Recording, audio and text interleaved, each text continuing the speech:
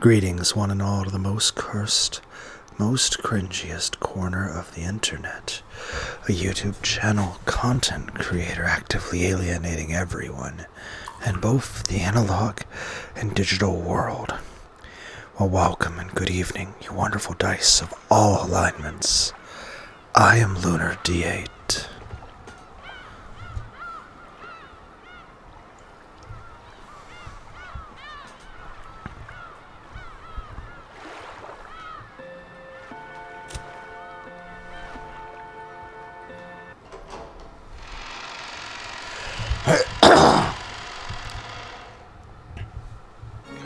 What is all this? Of course I'm not going to swallow this story, but what in the world does it mean? Aunt Ava's the new Beatrice? Are you saying she's turned into a witch? What the hell? I was also surprised to think that someone would be able to solve that riddle. However, that is the rule. I must follow it and pass on the position of Golden Witch and my name. I thought it only included passing on the gold. I didn't think you had to give up your name. I think that's the rest thing. It is hardly something to be surprised about. At the very beginning, you wrote that rule in a letter and announced it. Ava Sombly was simply the first to be successful. The first. That is all there is to say. Virgilia, are you there? Yes, here I am. What does this farce mean? Even if this depiction of strange witches showing up one after another is some of her bullshit, isn't this almost like Aunt Ava turned into a witch? Calm yourself. She has simply received the title of Endless Witch, and might call herself that in the future. This succession ceremony is certainly nothing more than an act to promote that child's explanation.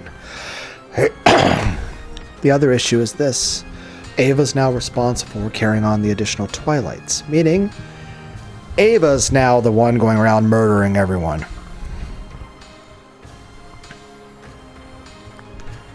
Don't fall for the same move over and over again. That's right. The whole grand ceremony was all phony. But it's at least a fact that Aunt Ava solved the riddle of the epitaph. And at the same time, that means she succeeded the Ushiromiya family headship.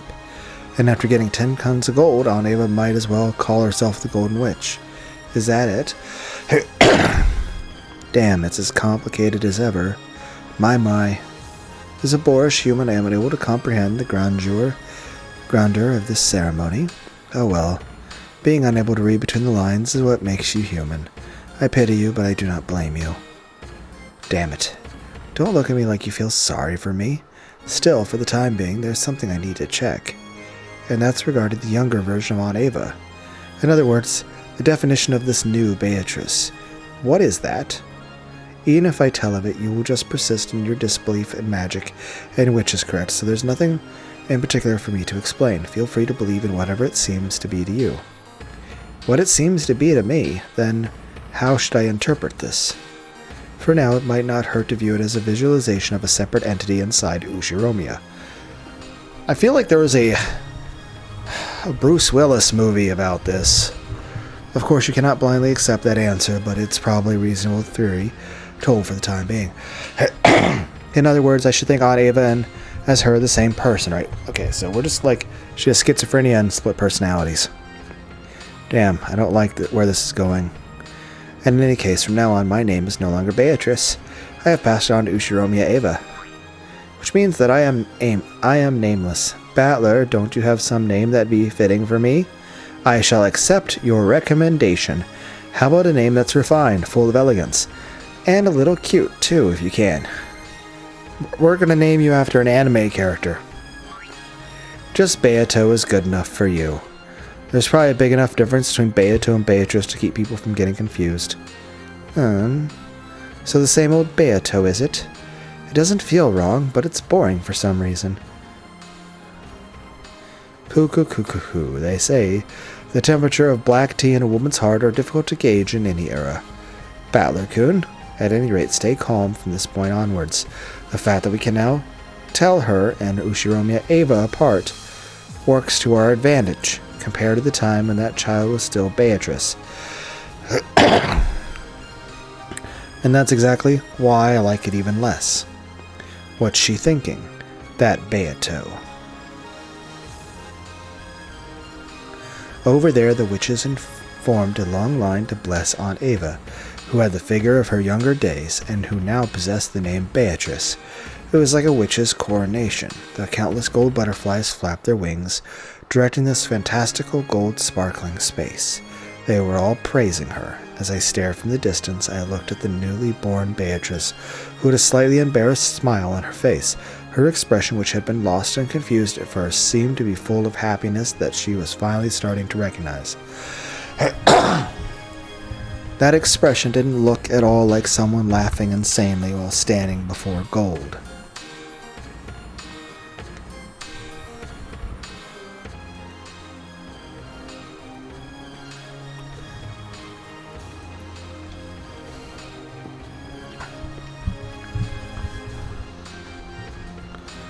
There was just the innocence of a person basking in their own joy. As a person who denied the existence of witches, I couldn't view this witch succession ceremony with a joyful expression and accept her. However, when I looked at that innocent smile, I felt like I wanted to offer my blessings, just for that moment. It's always beautiful when strong efforts bear fruit and are rewarded. Aunt Ava, who had always yearned to succeed the headship, and who had worked hard since her youth without reward, had spectacularly taken hold of the chance given to her by the riddle of the epitaph, and had finally gained that position. How divine is the smile of a person whose childhood dreams have been granted.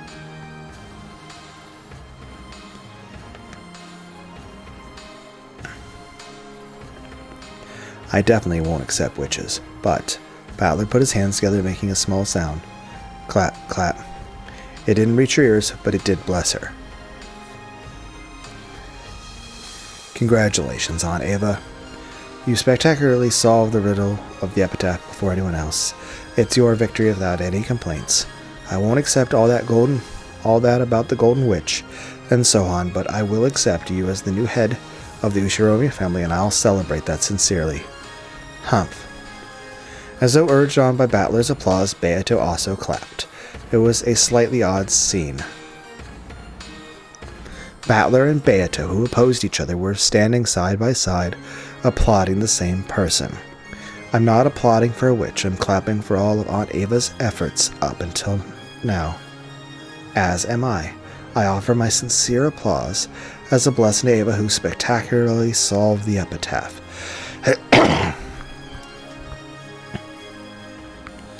I don't like applauding with you, but, well, I've decided that I won't worry about it for now.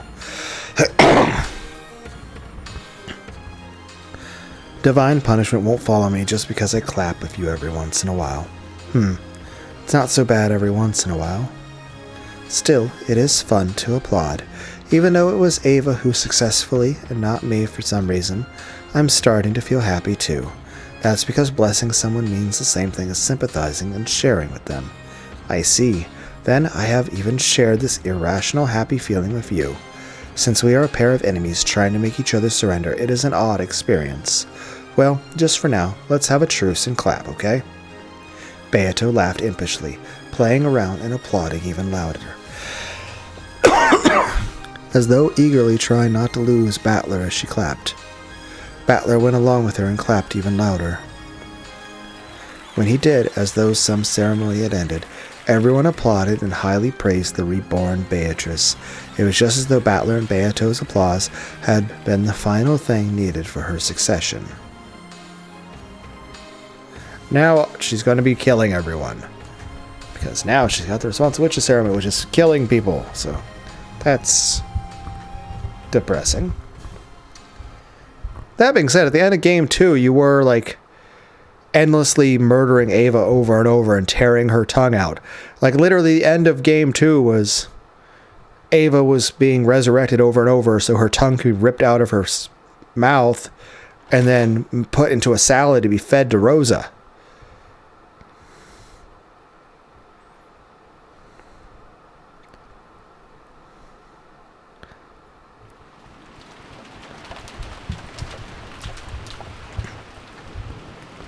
Rosa returned to the lobby.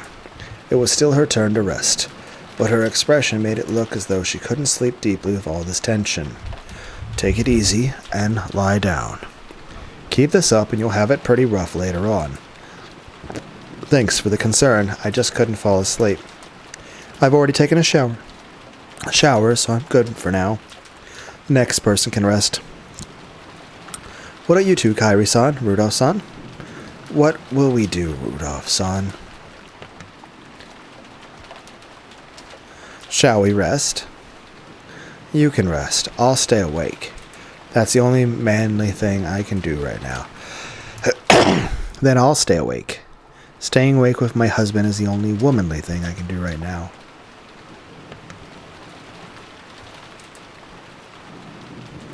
Giggle. You two truly are close. Why do you have to use that wording, Natsui? You should talk. Giggle.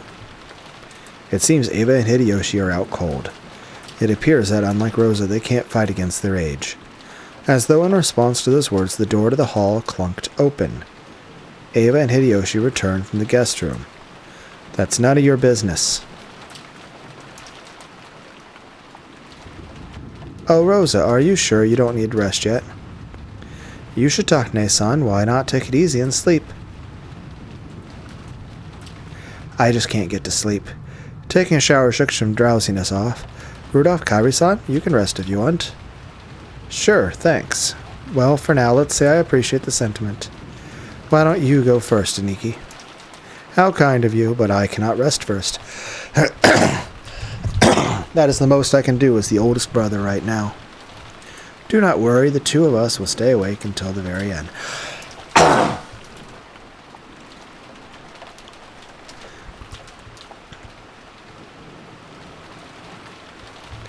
Giggle. More importantly, Ava, Ne-san, are you okay? You look a little pale. Come to think of it, you're right. Could it be a bit of a fever? Hideyoshi put his hand up against Ava's forehead. It seemed that Ava wasn't feeling her best. That goes without saying. That's what happens when you break your sleep cycle at your age. Is it a cold? Natsui, could you call Dr. Nanjo down? Yes. I'm fine. You don't have to make such a fuss over it. I have some medicine, so I'll be okay. I tend to get fevers when I'm tired. Don't worry. Ne-san, take it easy, okay? Thank you. If the siblings get gathered without me around, I get the feeling everyone would start talking behind my back. It's a persecution complex from long ago. Sorry, okay? Well, I won't say anything, as if I'd say bad things about you behind your back, Ne-san. What is it? Ne-san, you've been acting strange for a while. Shouldn't you get a little rest now? You're right. Just thinking about raising money by March makes my head ache hurt even more. I feel like you said that to manipulate Rosa just now. That isn't good. Rest. And I'll hold back too so that your headache doesn't get worse. I've had a bad headache myself for a while now. Thank you. Well then, I'll take those words to heart and rest for a while. What is it, Ava? Why so angry all of a sudden? Sorry, please let us rest a bit longer. Sorry. After apologizing several times, as though praying, Hideyoshi followed Ava out of the lobby. I don't like this atmosphere. It's all so strained. That's no surprise. There was a murder early this morning. More than one, in fact. And since then, we've been eating canned food and carrying guns around. It's natural that we'd start to build up stress. I wonder if the kids are up there building up stress too. I'm worried about Maria. She tends to throw tantrums at times like this. At that moment, they heard the sound of wild footsteps coming from the second floor. The guest house wasn't a cheap building, so they wouldn't normally have heard the sound of footsteps. It was like the sound of someone stamping their feet in frustration. An instant later, accompanied by what seemed to be the sound of her running out into the second floor hallway, they could hear Maria calling you over again, sounding displeased. Rosa grabbed her head, her hair flying, and she voicelessly moaned in anguish. The adults conscientiously turned their backs to her, pretending not to notice. The noisy clamor came down from the second floor and flew into the lobby. It was Maria who was sobbing along with the other children and Nanjo. In other words, they had all come downstairs because of Maria's tantrum. Rosa couldn't hide her dizziness at this new annoyance her daughter was bringing to everyone. Sorry, Aunt Rosa. We tried to calm her, but she just wouldn't listen. Ooh, ah. What is it, Maria? Could you be a little more quiet? Everyone's watching. It's that rose of hers from the rose garden. She suddenly started saying that she was worried about it. I think she was half asleep. She suddenly woke up and started going on about how she worried about that rose. Maria-chan, calm down. That was just a dream. That rose belonged to Beatrice and me. So if I don't take care of it, Beatrice is going to get mad. It might get snapped off again. Ooh. Ooh. I'm telling you to quiet down a bit, okay? The sudden rise in the tone of Rosa's voice surprised the children. But Maria's crying just grew louder and her tantrum grew fiercer. Rosa-san, you mustn't scold a child so unsparingly. At times like this, it's best to give them some more milk or something. Is there any here? The milk we just had for breakfast is empty now. Doesn't anyone have a sedative to use on kids? You know, those silver pill things? I have some. Yes, I'll search for some now and give them to her. Without hiding her displeasure, Rosa grabbed the handbag that had been set on the sofa and fished around for some medicine. It seems she had brought some child-use sedatives for Maria's tantrum.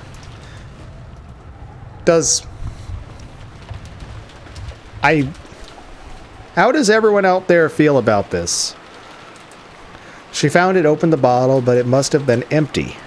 Irritated, Rosa shook the bottle several times, but they didn't change the fact that nothing was in there. As she did that, Maria's crying grew even more intense. Okay, why is the bottle empty? How have you used that many of them?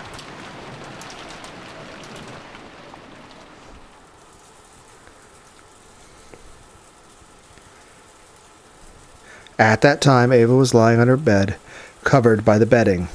Hideyoshi returned from the washroom, folding a handkerchief soaked in water. Whew, this is one nasty fever. I'll bet it's the poisonous air at the family conference that got you.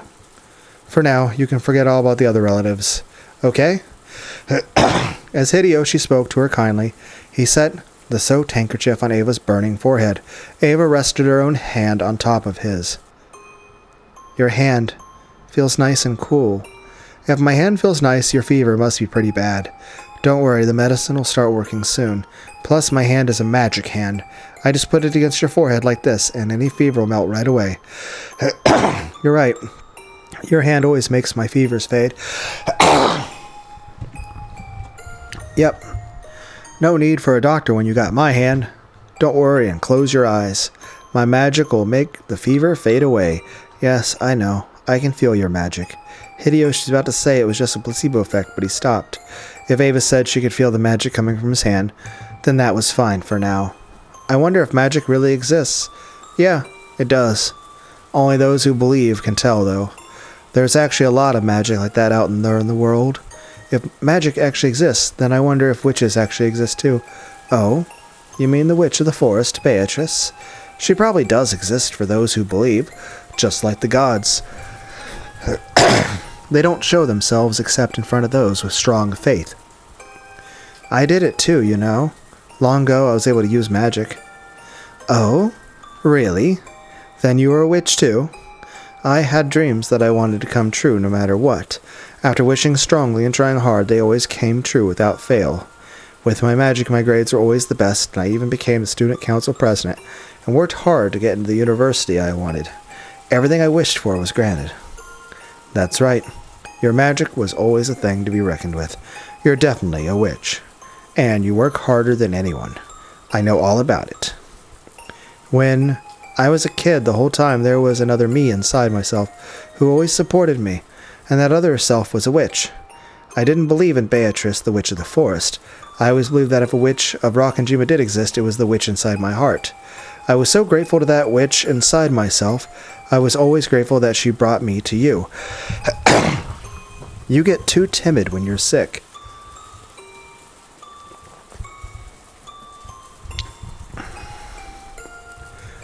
Don't say anything for now. I'll stay like this the whole time until your fever's gone down. Yes, don't take your hand away, no matter what. Somehow, I feel like I'm becoming something that isn't myself, and I've been scared for a while now. I get the feeling that the witch inside me was provoked by Beatrice and is growing stronger and stronger. Somehow it feels like she's going to swallow me whole. It's okay. So what if the Beatrice that's here didn't actually see any of the stuff and the rest of the stuff, and it was that other...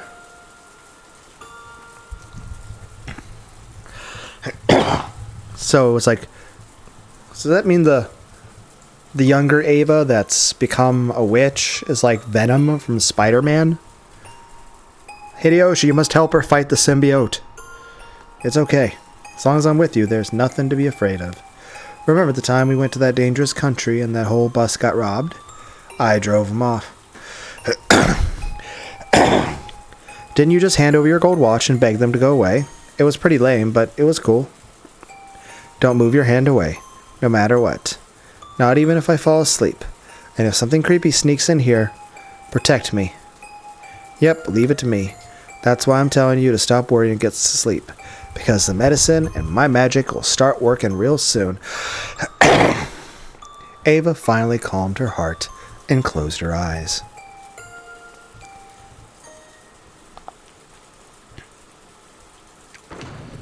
At that time, there was a sound of a door being opened violently from the direction of the lobby. It seemed that Maria was having a tantrum, and screams of ooh could be heard along Rosa's rebuking yells. That probably hurt Ava's ears, or maybe it was giving her a headache. Ava moaned as though in pain and buried herself in the covers. It was easy to guess what was happening. Maria had probably had a tantrum for some reason. Gone down to the lobby and started arguing with Rosa, who then scolded her daughter, and then maybe that got too embarrassing to be shown in front of the other relatives, so Rosa had taken Maria out into the corridor. Hideyoshi had no desire to butt in on Rosa and Maria's problem, but just for now, since Ava's condition was so bad, he wanted them to take their ruckus somewhere else. Wait just a sec. I'll ask them to keep it down. Come back quickly. Don't worry, I won't leave this room. Hideyoshi removed the chain, opened the door, and stuck his face out into the corridor. He immediately met Rosa's gaze.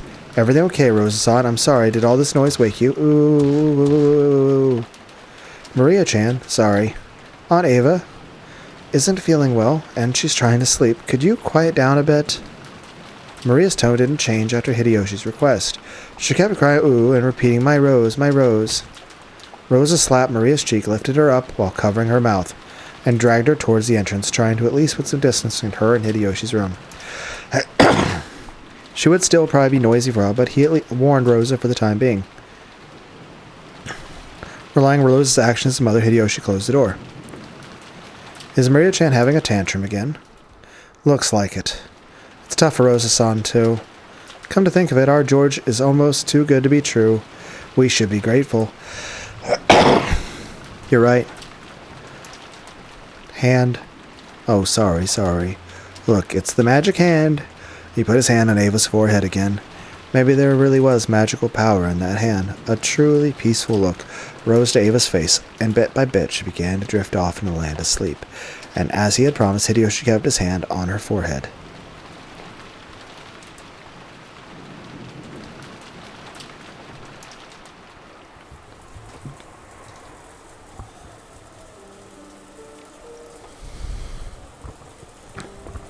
By the entrance, with her hand still against Maria's mouth, Rosa was at a loss for what to do next. She hadn't been able to withstand everyone's gazes in the lobby, and yet yelled at the children to go upstairs, dashing out of the lobby. Then she had gone out in the corridor, only to have Hideyoshi say that she was too noisy. Where should I go now? Where should I take this child who's having a tantrum? She felt as though tears of frustration were about to come out. As Maria kept struggling in an attempt to scream, Rosa put her mouth up to Maria's ear and tried to persuade Maria in a properly calm voice. Maria, do you really want to see the rose that much? Maria nodded her head several times, moaning, ooh. Why do you want to see it so much? I'll listen as your mother, so will you tell me quietly? I'll hit you if you scream. My rose, Beatrice revived it. It might have snapped off again. I'm worried about that. I can't sleep until I'm sure. Apparently she was still upset at the marked rose from yesterday. Rosa felt her headache throbbing again. But she was at least a little relieved that Maria had now stopped her screaming. Anyway, everyone is having a hard time right now, so don't bother Mama and everyone else. You can worry about that rose all you want tomorrow when it stops raining. So for now, listen to me. No. No, no, no, no. It's my Beatrice's rose. Ooh. Wah. Rosa reflexively covered Maria's mouth. She had spoken a little too harshly and gotten her agitated again. Rosa realized that it was partly her own fault and clicked her tongue in self-hatred. But Maria thought that was directed at her, and her crying grew even fiercer. Please, just be quiet. What can I do to make you stop crying? What should I do to make you listen to what your mama says? Suddenly, Maria stopped crying so fast that it seemed unnatural. Then she turned around and muttered, If I get to see my rose, I'll stay quiet until tomorrow.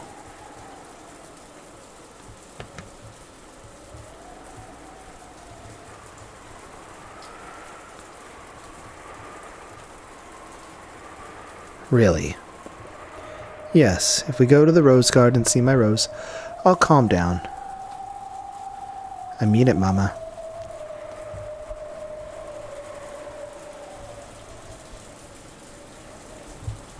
If it would keep Maria quiet for the time being, Rosa thought that even going out into this wind and rain would be a small price to pay. She thought it might be a bit reckless. But in the end, no murder or anything of the sort had actually occurred.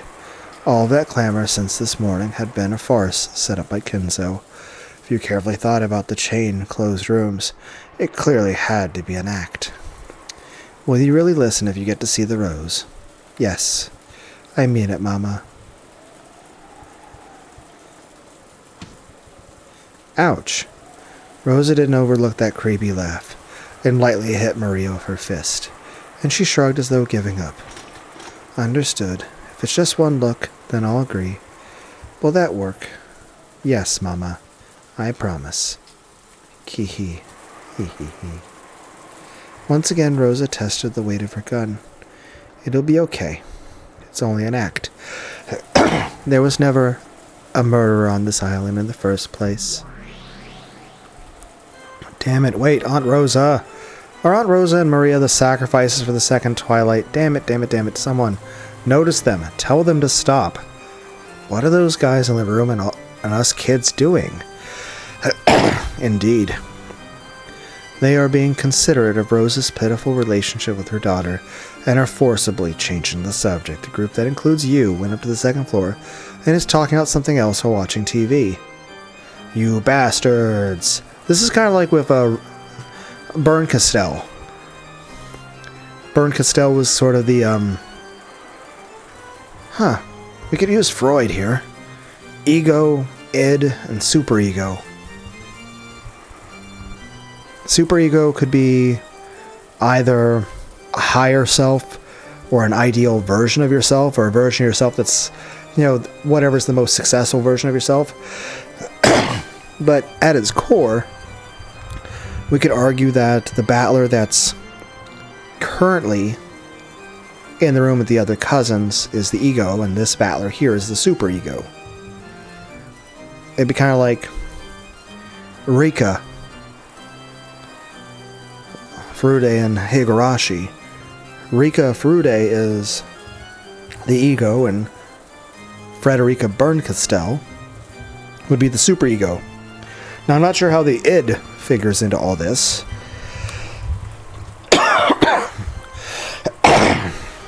But I guess the best way to put it is this. Ego is your sense of self, basically the voice in your head where you talk to yourself.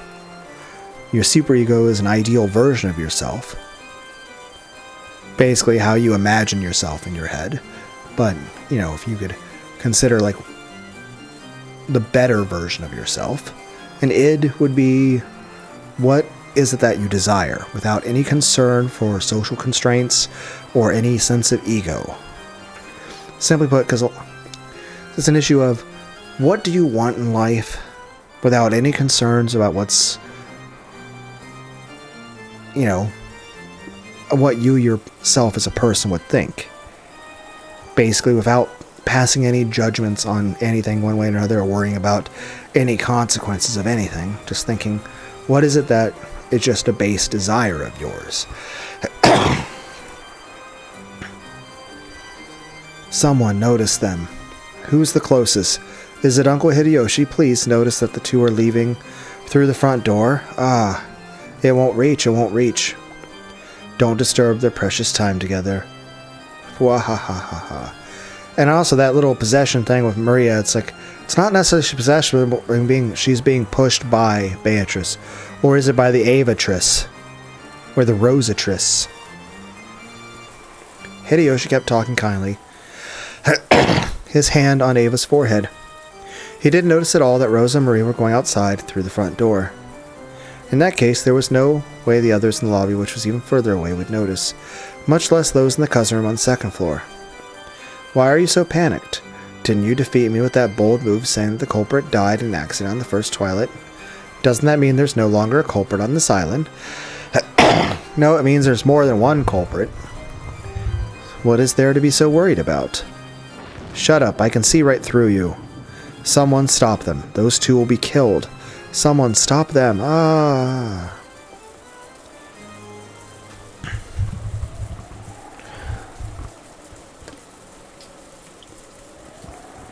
There's no way Battler's voiceless scream would reach Rosa or Maria. The two of them could be seen in the rose garden. The rain was still awful, but fortunately the wind had died down a little. No, maybe that wasn't fortunate. Because maybe if the wind had been a little fiercer, Rosa might have hesitated to go outside. Ooh. Here it is. Maria found her rose with the gold lace and stared at it lovingly. Here's the thing, Beatrice. Like, oh, you're all kind and caring to Maria. You remade her rose for her. Yes, so she could see it one more time before getting brutally murdered. That'd be like saying Ted Bundy was perfectly A-okay because he bought them dinner. Rosa had accepted the promise under the condition that Maria would only get one look at it, but she didn't want Maria to complain that it hadn't been enough later on, so she decided to go along with Maria until she was satisfied. She believed that there wasn't an actual culprit, but on the off chance that she was mistaken, they were now in an extremely dangerous position. Rosa realized that faintly herself. If things go bad, she would throw away her umbrella and ready her gun. After glancing at Maria's innocent happiness, Rosa gazed warily in all directions. Huh? Were her eyes just tired? Even though no one should have been there, she thought she saw something glitter in the dark rose garden. Gold-colored. It had to be her imagination, because to Rosa, it seemed as though gold butterflies were dancing through the rose bushes.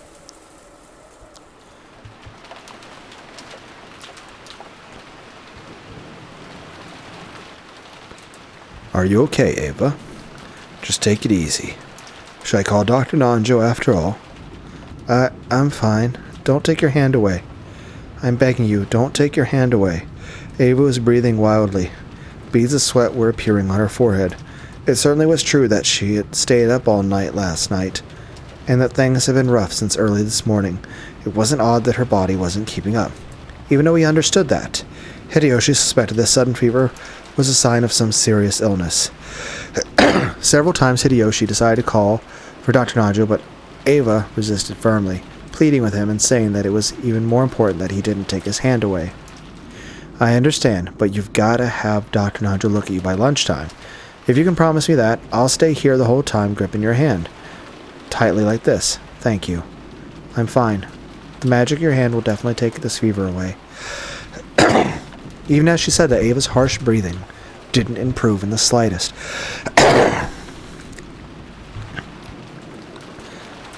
So, like what? When he takes his hand away, Ava's going to transform into the other Ava and she's going to start murdering people.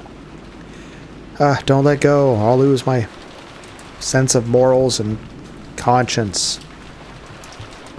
Don't let go. Ha ha ha. What? I don't know. Well, who is it? She saw an umbrella moving from beyond the rose bush. Rosa threw away her umbrella and wildly lifted her gun.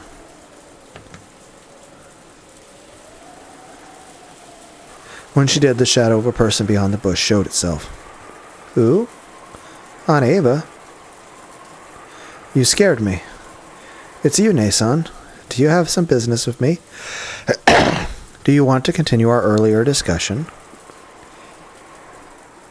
Yes, that's right. Our discussion about Father's gold. Please restrain yourself in front of Maria. I will keep my promise, okay? I won't get in the way of your conspiracy. Conspiracy? What's that? Whatever you're thinking, that's up to you. I have no desire to get in the way, so please not in front of Maria. As long as I get my share, that will be enough. Your share? Ava started laughing in a creepy voice. Rosa was startled, but Maria stared blankly. Then Maria said just one thing. Ooh? Auntie, who are you? Ha ha ha ha ha ha. Your share. Who would give that to you? All of that is mine. It all belongs to me, the Golden Witch, Beatrice. Wah. Ava, are you okay, Ava? Ava. Ava. Hold on. Don't let go. Don't let me be dragged away by someone who isn't me.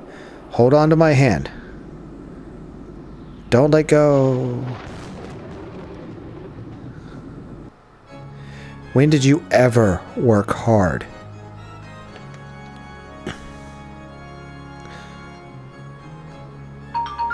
You never worked hard for anything. You're always hiding in our shadows. You always escape from shadow to shadow without fighting. And yet you really think yourself qualified to make demands of me over the Ushiromiya family gold? All of that is mine. We have simultaneously become Venom, Anakin, and Gollum, and Bilbo Baggins. It's all mine alone as the head of the Ushiromiya family and the new Golden Witch successor to the name of Beatrice. Beatrice? It's Beatrice! Mama Beatrice! Maria jumped at her mother in ecstasy. Rosa treated Maria's cold-heartedly and raised her gun high. Hey, you're Nason, right? You are Nason, aren't you? Wrong. I am no longer the one who was your sister. I no longer have a soul or any sort of empathy.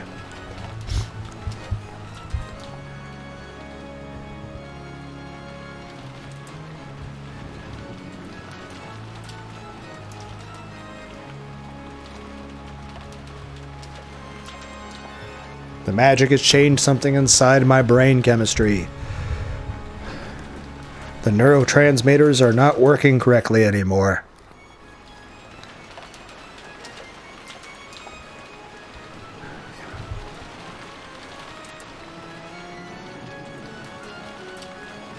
It's like there's something going on with neurotransmitters and the brain isn't registering, the same way. Like I said, I'm pretty sure like certain drugs would change a person's personality.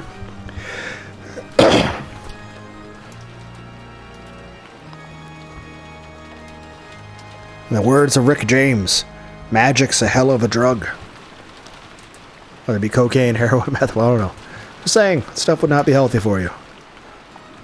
Just saying that whatever occurs and all that going on, Ava's definitely had an issue with her brain that's changed her emotional state. In terms of her ability to...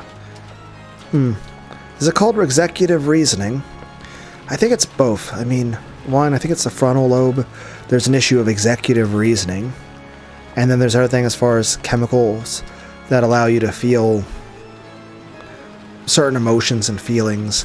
After all, I've said before that the chemical in your brain called oxytocin is probably the cure for the Hinamizawa or Hinamizawa syndrome.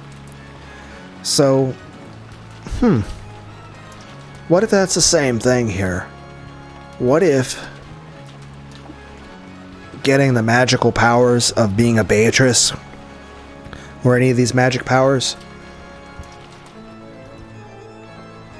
has a similar effect on a person's mind, whether they're still physical or even a ghost at that point? Maybe what if it has the same effect as Hinamiza syndrome? Wrong, I am no longer the one who was your sister. Then who are you? Are you trying to say that you're Beatrice? That's impossible. You died 19 years ago. Yes, you were definitely dead. After all, I clearly saw how your head was split open. I can remember the insides flowing out like it was yesterday. How can you be alive and here right now? The concept of death does not exist to a golden witch. The golden witch and the name Beatrice will be handed down for all eternity. Maybe the Beatrice you knew met with death, but that name is mine now, and therefore it's eternal. The concept of death does not exist for Beatrice. All I can see is that the gold has driven you mad. How pitiful, Nason. Come on, you know I'm not your sister anymore.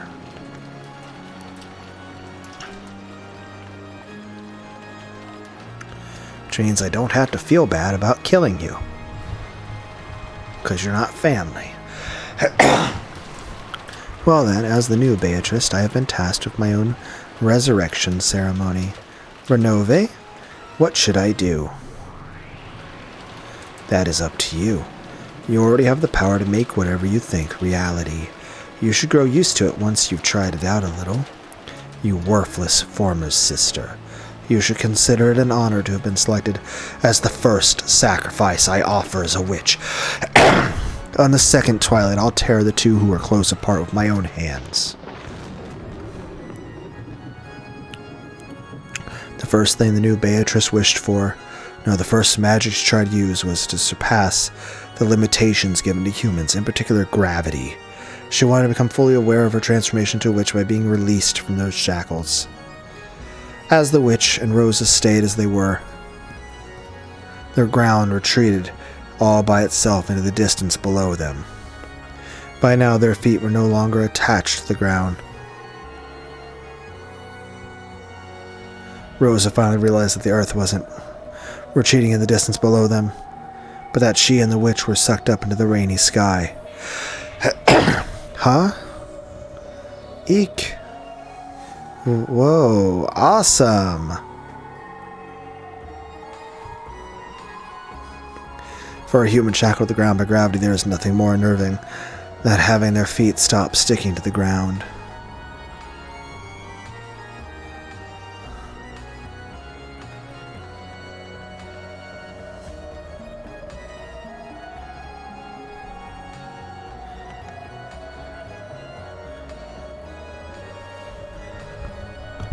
I feel like magic causes psychological problems in humans. It's like, okay, you now have magical superpowers. Yeah, it's also going to feel great.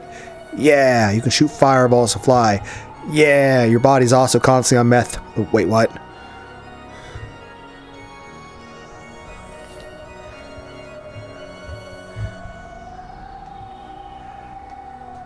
However, to Beatrice, who in becoming the new witch had learned the joy of being released from gravity, it was enough to make her whole body shake with delight. Hey, Rosa. Do you remember long ago when we were small, we used to talk about what it'd be like to become witches and fly around in the sky? That dream has been granted, hasn't it? I became a real witch and granted it for you. So stop it. If this is a dream, then wake me up. You said it yourself. You said you flew through the sky in your dream. And you also said you didn't want to wake up. You even got mad at me when I woke you up, right? Don't worry. This time you won't wake up, okay? Come, dance with me in the vast rainy sky. Didn't we both wish we could fly like seagulls in the sky and escape the cramped and boring island of Rockinjima? Now, I'll make that dream a reality for you. I only want to share this joy with you and no one else. Ah ha ha ha, it's so fun, Rosa. It's so fun. Take a look below you. Look at how small our mansion is. I wonder how much time we spent in a place that small. Now I'm especially shocked at how cramped and tiny it is. So feel, enjoy, rejoice. That power we yearned for, the power to move through the sky at will. Come on, let's dance, Rosa. Through the rain, through the wind. Let's fly around like we're dancing. The lightning will shine on us and bless us. Ah ha ha ha ha ha. The witch and Rosa were like leaves fluttering around in a whirlwind. As the rain pounded upon every part of their bodies. As the lightning occasionally shone upon them, they shook with the joy of being released from the ground. However, it was only that way for the witch. Rosa was holding onto her head, voicelessly screaming over and over. "Stop it! Forgive me, let me down." "You're right.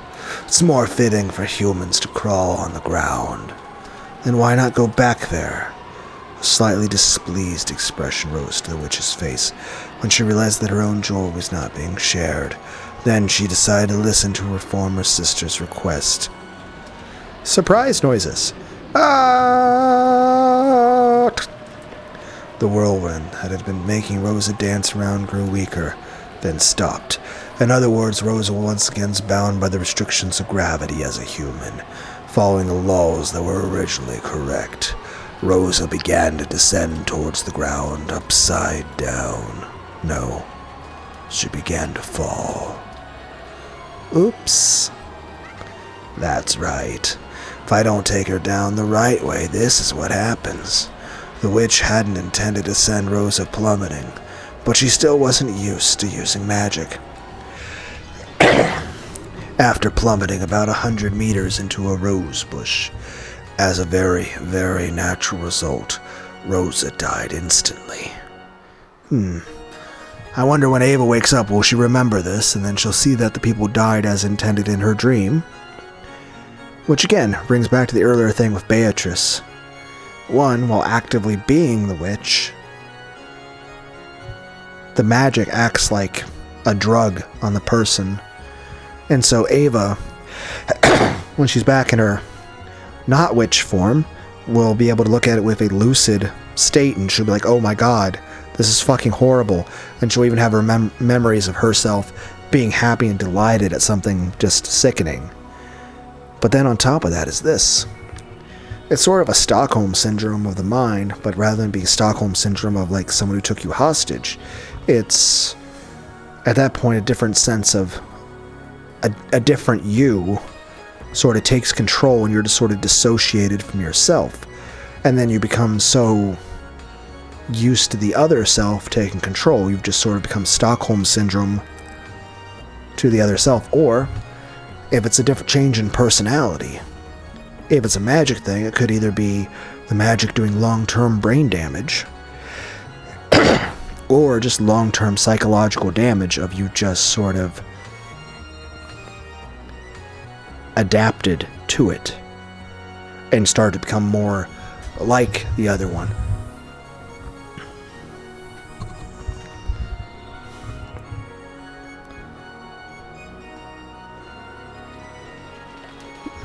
Maria, why didn't you catch your mom? But the witch hadn't intended to kill her, so she wished that Rosa hadn't died. When she did, gold butterflies coiled about Rosa's body, reviving the life just as the witch had wished. Rosa's body, which should have been spread out like a carpet of fresh blood, rapidly returned to normal. The broken and crushed bones returned to normal. The torn and smashed flesh returned to normal. And that's the other thing when it came to Beatrice.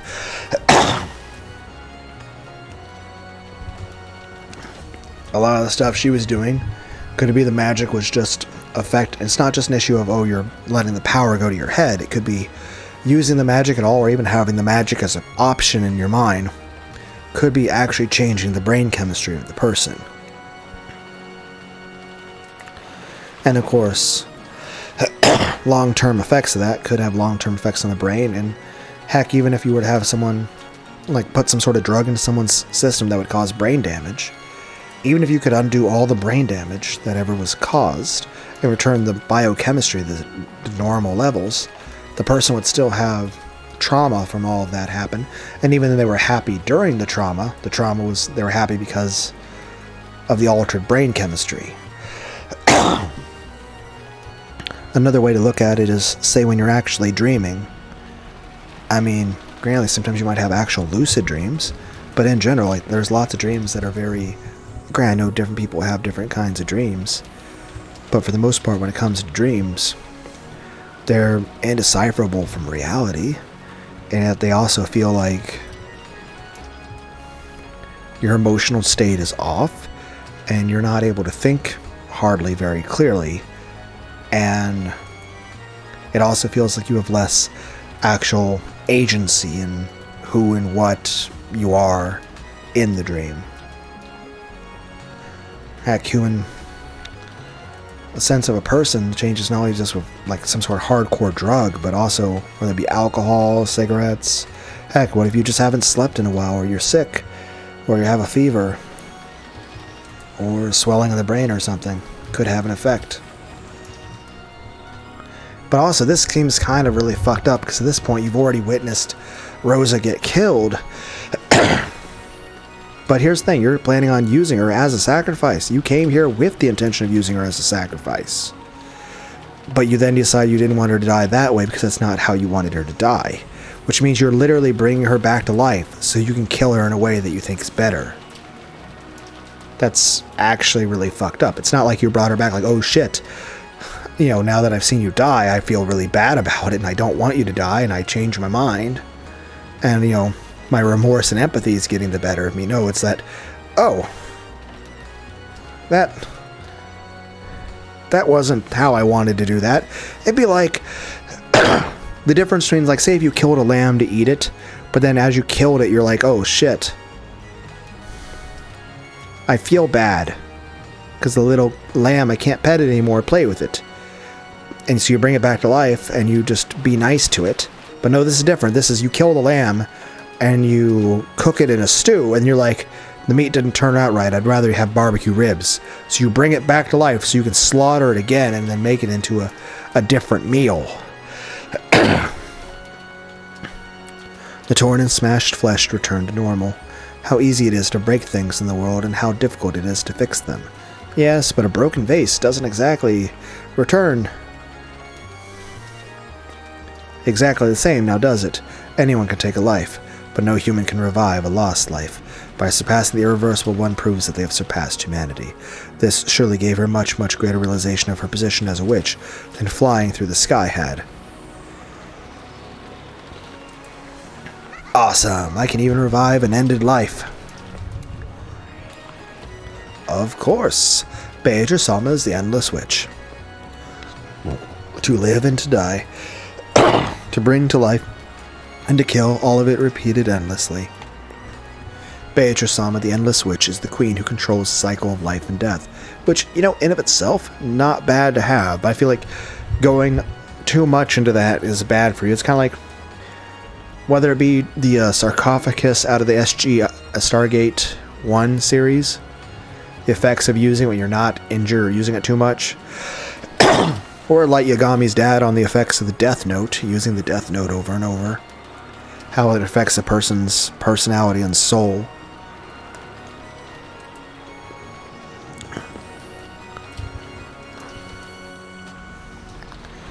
Heck, you can see the change in Light's personality over the course of the story. Though heck, originally, Light Yagami was supposed to win in the end. However, the author of the show was starting to get sued because there were starting to be copycats. People, they were like writing down their own death notes in real life, and people were concerned that it was inspiring people to be violent. So he had to rewrite the ending of the story so the Light would lose. Or heck, look at Walter White in the Breaking Bad series. I mean, his personality was definitely very different in the end of the series than it was at the start. But of course you could see at various moments at the very start of the series that that personality was there. I mean, everyone has. I mean, humanity has a potential for everything. It's just whether or not you choose to go down that road or not and make that choice. Ah ha ha, one time I knocked over a fish bowl. The fragile and beautiful bowl broke and I couldn't put it back together again. I'd never seen that cute pop-eyed goldfish swim again after it landed on the floor. No matter how much I cried, the servants shook their heads, saying that broken things and dead things could never be revived. That's when I learned something. You must not break things. You must not kill people. Here's the thing, even if you could revive them for all time, you still shouldn't kill people because they're people. Even if you could like kill someone and bring them back to life over and over, it's still really wrong to do. You're still causing them suffering. And I would say, if anything, yes, if an accident or something were to happen, yes, you can revive somebody, but in general, and of course, there are some times where you would need to kill people. I mean, that's just the way how life would be if you lived for a long time and you were in a situation to have power. You know, situations would eventually happen. It's just any graph that goes on for a long enough period of time, you know, something will happen. Like, the probabilities of something occurring will always be that it will happen if it goes on long enough. That being said, it would have an effect on you as a person, killing people over and over, even if they were bad people. And definitely causing suffering on someone, that's going to change you as a person. Just because you can revive people doesn't mean you can be careless about murdering them. It'd be like Goku going to a city and be like, oh, I can fight this villain and blow everyone up in the fight against the villain. It's fine. I'll just wish everyone back to the Dragon Balls. And then you like blow up that same city over and over and over again every week. After all, you can't fix them. But now that you can just endlessly torture people forever and not feel bad about it. Like, that's not how that works. But if you can fix them, then you won't get in trouble for breaking them, right? No. That's like the idea of like, say if there was a man and a woman who are married, and the man's like, it's fine for me to punch my wife because the bruises will heal. Oh, I can break her arm. You know, they'll put it in a cast and it'll heal again. It's fine. Or even if it was like in this state, like, you know, for like, oh, it's like, what? Oh, you could just have magic. So at that point, are you fine to just beat the woman to death? And then you're like, oh, it's fine because I can just resurrect her and heal all the damage, so it doesn't matter. It's perfectly fine. It's like, no, I'm pretty sure, one, even if there was no one who could like enforce any sort of law on you and you were like untouchable, like, you know, Frieza level power individual, it doesn't make it not evil or not fucked up or not wrong.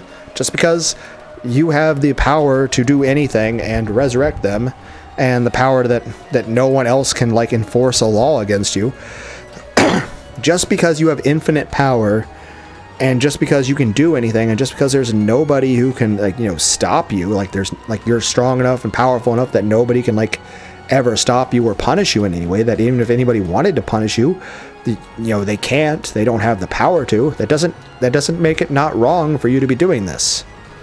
If anything, you should have more responsibility. I'm like, imagine like the Spider-Man, like, great power comes great responsibility. Now I'm just imagining, with power comes great big titties. Just great big booty bitches. I think it's a Happiness and Cyanide episode there.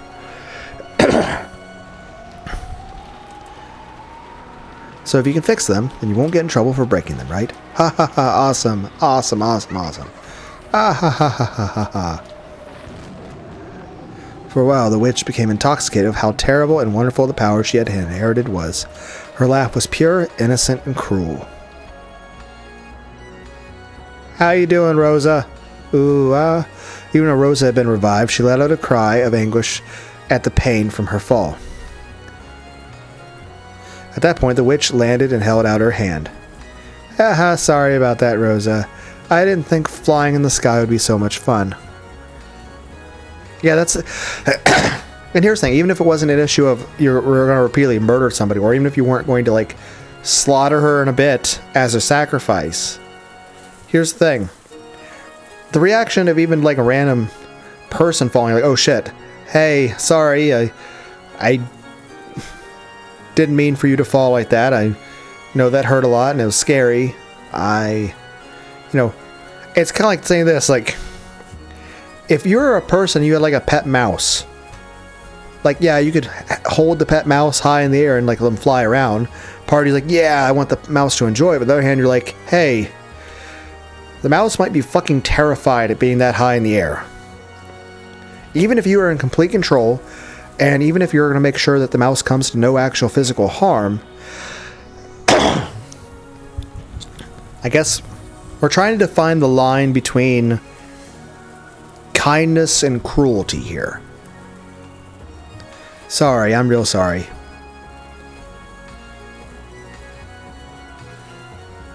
And I guess the main point here is this. What is Avatriss's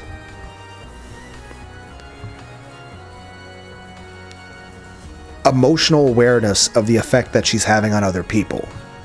And care and concern for their well-being and their emotional boundaries. Both physical and psychological.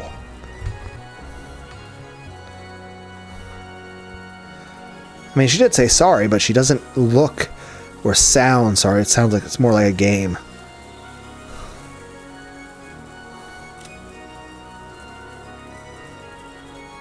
I wonder if I'd open this when she had fallen, if this would still be showing her as such.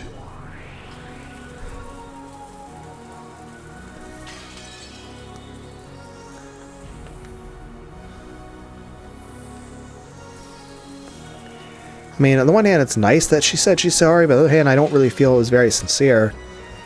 More like it was just...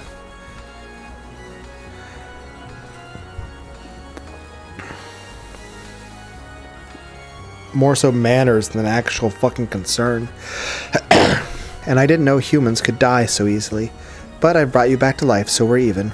So get up, okay? I'm gonna kill you some other way. Play with me some more, okay? Giggle, giggle. Ha ha. What were those dreams you told me about when you were a kid? Go ahead and tell me all of them without holding back.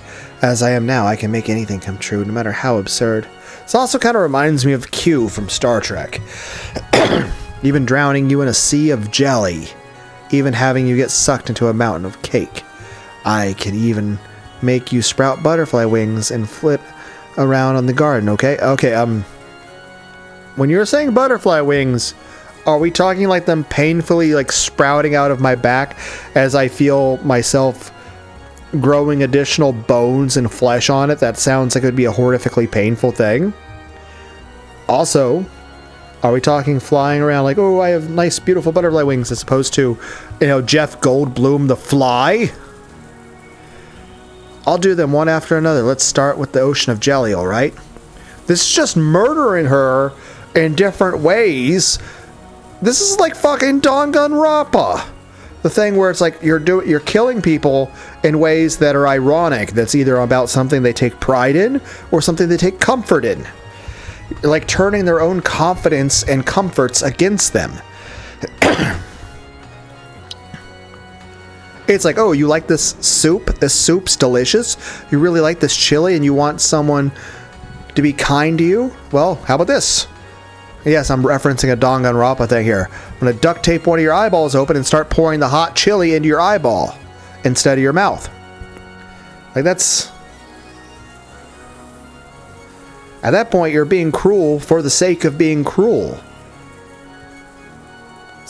But you're doing it in a way that's where you're trying to show intellectual creativity, but also you're trying to make it as exciting and non-boring as possible. At that point, you're just playing around with... So stop it. Ugh. Rosa was once again thrown high into the rainy sky. However, the sky wasn't filled with raindrops, but with drops of orange juice. When she looked down, Rosa had to doubt her eyes. The rose garden had disappeared, and the ground spread beneath her was like a pastel-colored jigsaw puzzle. It was an ocean of jelly like the one she had spoken of from her dreams when she was young. The black part was coffee jelly. Coffee jelly? The red part was strawberry. I mean, I understand that, but I have never heard of coffee jelly before. The yellow was pineapple. And the green was melon. What was the white part? Apple? Did Rosa even have time to think about stuff like that as she was literally drowning? Rosa fell toward the multicolored ocean.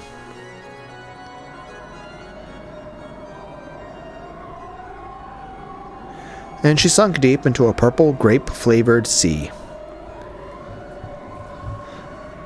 I mean, this is just the idea of you're repeatedly beating and torturing someone and then you just heal them over.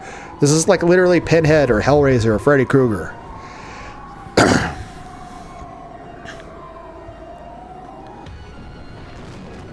It really was an ocean of jelly. It had no bottom. As Rosa sank, she was shocked to see a school of transparent fish swimming through the great jelly ocean. They were probably made of grape skin. Then she sunk on and on, deeper and deeper, as deep as the Marianas Trench. Wasn't the pressure crushed by the water pressure of the jelly ocean, as her ribs snapped and her spine snapped? I would have thought she would have drowned before this, but we are falling really far. In the end, she became a small, frail meatball. Ha ha ha ha. What a truly wonderful experience to drown in an ocean of jelly. It's a dream no one else can imitate. This really is fucking Pinhead from fucking Hellraiser. Fucking Elliot Spencer. The extremes of human experience. Things that you could never experience as a human. For the extremes of sense. Any sort of sensory inputs you can get. But it seems to always be focused on the... No, negative. Like, I feel like I would be a very different person. Like, you operate with a lament configuration that's tied to lunar D8. And I come out and I'm like, you opened the box and I came. And people are like, oh no, what are you going to do? I'm like, I brought ice cold Pepsi and some pizza and some anime. And I'm going to talk to you about trains and geometry and stuff about video games. And I'm going to talk to you about the story of video game. And we're going to walk on a bike trail. And look, there's a tree, and we're just going to look at the tree. Is anything dangerous going to happen? No, we're just going to stand here, out in the fucking bike trail, looking at a tree swaying in the wind. And then I'm like, hey, here's some manga. Read this manga. And I'm like, hey, now we're going to walk around inside of Spyro the Dragon. Is it dangerous? No, nothing's dangerous, and nothing's uncomfortable. You might feel a slight coolness here and there. Like, we'll walk around the ice world, but it's going to feel like it's 40 degrees Fahrenheit. So it might be a little bit chilly, but you can bring a coat. But realistically, looking by the environment, it should be cold enough you should die instantly of hypothermia, but it's never going to be cold enough that you'll actually,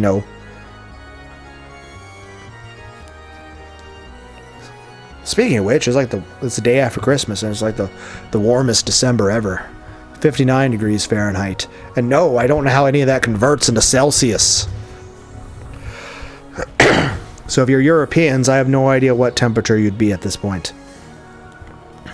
Probably like 20 Celsius? I don't know. I don't really remember how it converts.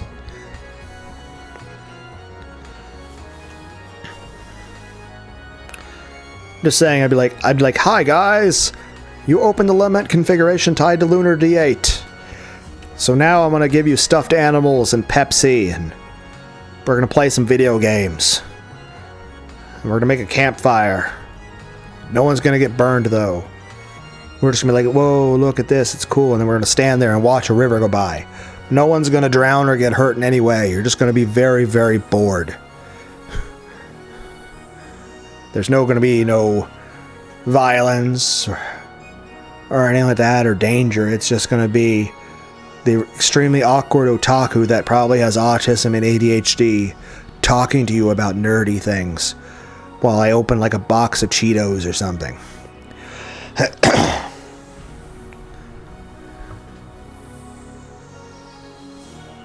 It's a dream no one else can imitate. I made it come true for you. The instant I snapped my fingers, and the meatball that had been Rosa was launched up into the sky. Now I wonder, though, Beatrice, or Beato, now that she no longer has the magic in her, will she suddenly feel empathy seeing this from an outside perspective? She'll be like, oh shit, is that what I've been doing? The instant I snapped my fingers, the meatball that had been Rosa was launched up into the sky. And after being wrapped up in golden sparkle, she returned to her original form. It was as simple as easy as returning dried seaweed to its original form, and anyone could do it, if they were a witch. The absent-minded look on Rosa's face has to be the joy from having that dream she gave up on as a child come true. Or, hear me out, she could be in a state of shock. You know, there could be a lot of PTSD occurring right now. She's becoming a mental breakdown. She could be becoming catatonic. So, yeah, that's not the emotion she has. She's... best way to put it, broken on the inside. Like, you fixed her physically, but her mind's kind of gotten some... And heck, there's the fact that everyone's been murdered repeatedly in the other games, too. What happens if they suddenly regain the memory of all that shit? I mean, Ava, you yourself were having your tongue ripped out repeatedly and then fed, and then your tongues were being fed to Rosa in the previous game. Though I'm pretty sure neither of you remember this. Definitely, probably. Next is the Mountain of Cake. In an instant, the sky was covered and became black and white in shape of a chessboard. That almost transparent white part was her favorite part. Rare cheesecake. Okay. Is it like cheesecake, or why is it transparent like white? Like...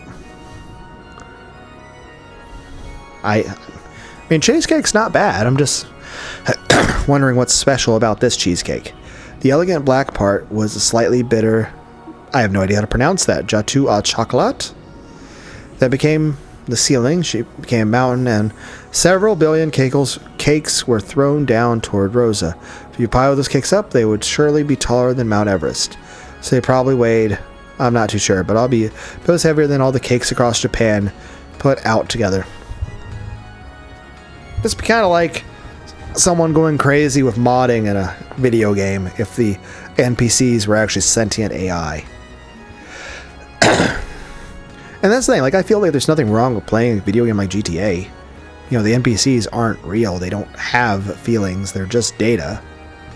But if you suddenly had the ability to make sentient AI, I feel like it'd be really fucked up to put it into a GTA game. That would not be fair to them. To be fair, like, I like the idea of using a chat GPT to, say, the Nemesis system for Shadow War, to voice act. Like, it could write whole new voice lines for the orcs, and it could voice act the things. But at that point, one, you're not dealing with a sentient AI, you're just dealing with a learning language model that's just sort of writing stuff. It's not actually thinking. And also, it doesn't feel anything, and it's not suffering anything. You're just writing a story. No one's actually... kind of like here. We're reading a story called Umineko. None of these people are real or actually suffering. But if you could, like, generate this world into reality, and it actually even be sentient AIs or real people living this, then it's, you know, it's real people actually suffering this. At which point, that's the part where it's a problem, that someone's actually suffering. Heck, even if you could erase their memory, even if you could heal them and erase the memories of their suffering, the fact is they're still suffering. And again, I mean, that's understandable for a world to have some amount of suffering in it. I mean, if you do everything for a child, they'll be spoiled. But there's a difference between doing everything for a child and not helping them all when it comes to learning things. Like, there's a difference between, you know, if you want to teach a child math, there's a difference between just doing it for them as opposed to just not helping them at all and ignoring them. You're supposed to work with them, teach them, and try to guide them, but you're supposed to not just do it for them, but you're also supposed to actually help them and, you know, try to see how they're struggling so you can assist them. Same way, like, okay, a child's being spoiled and stuff, like, okay, you can't do everything for them, but you can't just, like, there's a difference between, like, you don't want to be overbearing and smothering to a kid, but you also don't want to be neglectful and ignore them. Same regard, you don't want to be overly judgmental, but you don't want to accept everything either. And certainly, like, discipline is an understandable. I'm gonna drink some more of my 7-Up. Oh, it's empty. And, like, when it comes to discipline, like, yes, there's times where you have to discipline a child, but there's, you know, reasons and limits. I mean, heck, when it comes to discipline for anything, it's an issue of, one, anytime you would do any sort of discipline, it has to be for a good reason. It has to be for a justified reason. It has to be for a clear reason. It can't just be for no reason or a nonsense reason. And it can't be too frequent of a punishment, nor can it be too harsh of a punishment. Nor can it be unfair. Like,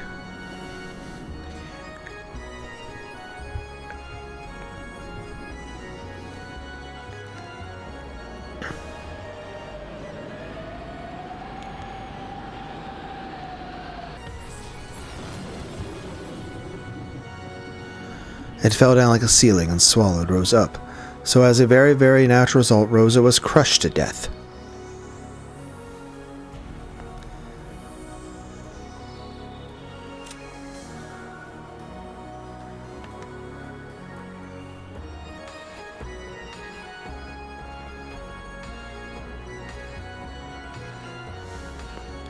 But it's kind of like this. It's fine to have a video game that you have, like, shoot people in a video game. That's fine. It's just data. But obviously you wouldn't shoot real people. And on top of that, if you could make sentient AI, then you wouldn't put the sentient AI into a situation where you'd be shooting them, even if they couldn't actually feel the pain. It'd still be a psychological issue for them. Let alone if you, like, why would you... Like, and it'd be one thing, like, if you... like, say if we made actual physical androids. I would say... The biggest thing is that if humans were to ever make actual androids, to make actual sentient life, and to give them an actual physical body, I think the main thing we'd have to endeavor for is that if we were to do such a thing, I think it would be our responsibility to give the AI or the robots a life, a mind, an experience, and a body that wouldn't be hellish. Basically, imagine yourself in their situation. Like if you suddenly woke up and you were in a robot body. What would it take for that robot body to not feel like you're like, I don't know. Like imagine if you suddenly went to heaven, you were like, yay, you're in heaven, but now you're a biblically accurate angel and you actually look like a biblically accurate angel. Like a type of body horror shit. Like in general, like you as a human, if you would suddenly just wake up with the mind you have right now, but as a robot, what would it need for your body to be, and how would you have to be treated in order for it to not be a hellish experience? Like what would it take for you to be able to be happy? And I would say in general you would need a body that would at least be capable of like the same autonomy and physical sensations of a human one. I would also say largely I would imagine a sentient AI, in order for it to really be sentient, should be capable of having all the same experiences of neurotransmission that a human does, in terms of you should be able to actually feel happy, sad, all those different emotions. You know, same as anger, fear. You'd have to have all those emotions, as well as you'd have to have the same reactions of, say, chemicals like dopamine and serotonin. Now, of course, that means it would be possible for AIs to have schizophrenia, or autism, or trauma, or depression, or mental breakdowns, or be confused.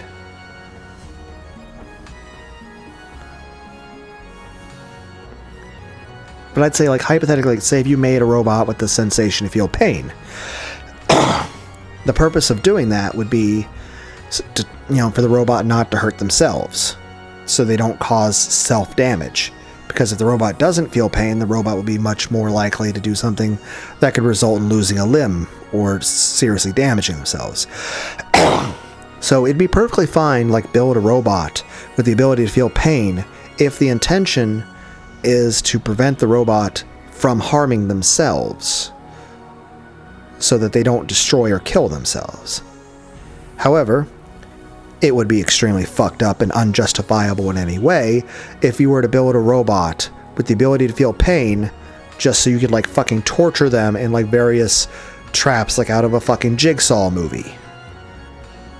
Like, no, or to be realistic people getting killed in a horror movie, to where, like, we went from people with prosthetics with fucking corn syrup, because at that point, all a horror movie is a Shakespeare play, because no one's actually getting hurt, it's just people play acting. So it's just a story, no one's being hurt. It's just actors. It's just a question, do we go from corn syrup and prosthetics to like CGI, just pictures over top of things, or just drawings? It's like kind of having a massive explosion like a Michael Bay thing in an anime. You just drew that explosion. Whereas a real life explosion, you got to actually blow shit up. But if we start like making horror movies where there's like, we start making clones of people just so the clones can get brutally fucking murdered, that's unjustifiable in any way. It's like, oh, it's more realistic. That's the point. There's a certain line, like, yeah, it looks real because it is real. That the reason why it's a horror movie's fine to watch is because you aren't actually watching real people suffering. And even then, it's supposed to be a story. It's like, I enjoy Edgar Allan Poe, but, you know, I don't want people to actually be going through those situations. Like, I enjoy watching Dragon Ball Z, but I don't want, like, a Kamehameha just flying through here and hitting the Twin Towers or something, okay? Main point is this. There's nothing wrong with building a robot and giving them physical, you know, skin that can actually sense things. Heck, I'd imagine if any of us was actually a robot body, you would want a body that would feel as close to human as possible and actually had all the same physical sensations. Like, you'd still want to be able to go take showers and pee and poop and eat food and sleep, have sex, go for walks, and heck, even the sensation of getting tired from going for a walk for miles and miles is still not a bad thing. And heck, I imagine if you're someone really strong, you know, you'd want to lift heavier weights to feel that same resistance. Or if you're someone who is like really fast runner, you would want to run even faster to like test yourself how, and you'd be trying to push yourself to your limit. Main point is this: making something that can feel pain just to make it feel pain, just for the sake of inflicting pain,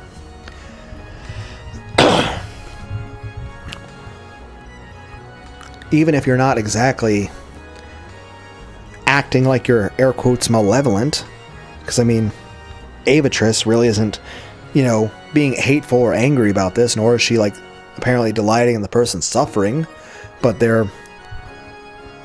I don't know, being very tone deaf to the fact that Rosa is not enjoying this, and yet she's forcing this upon Rosa against her will without any respect or concern for the other person's feelings, well-beings, or boundaries.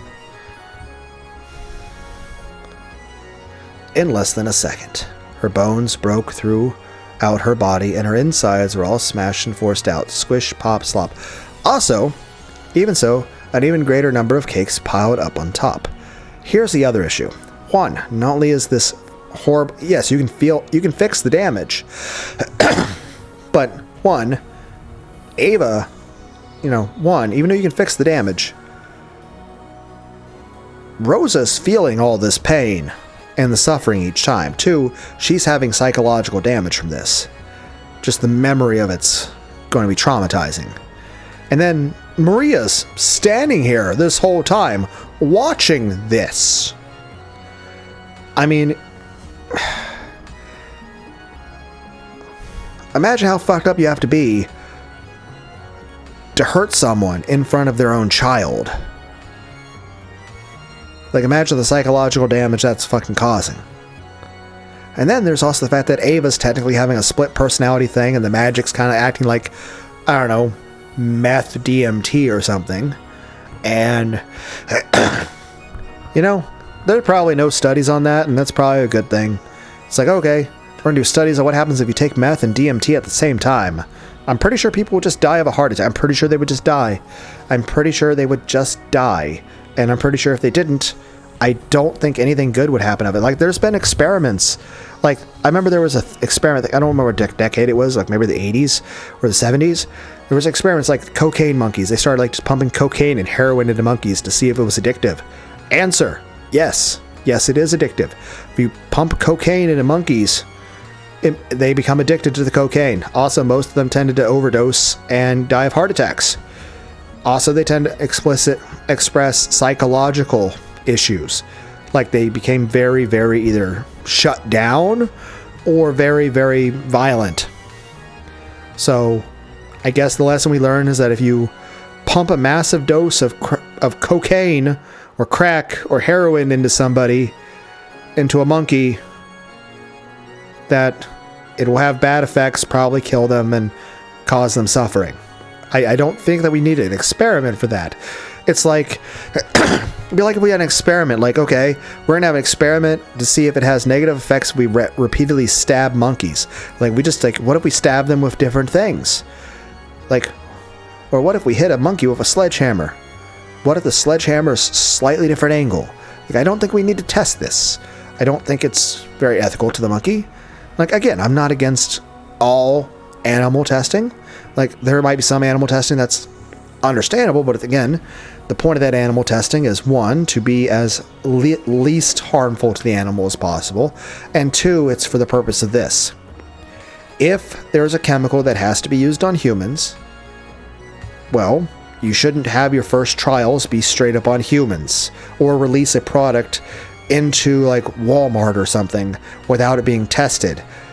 And then all of a sudden you have millions of people using it, and then you find out that they all have Ebola now or something, or, oh, there's this new shampoo, we released it to 1 million people out testing it. Turns out everyone's gone blind now and they're all gone bald because like their hair got pretty for a couple weeks, and then all of a sudden all their hair started falling out, they went blind, and all of a sudden their internal organs are melting.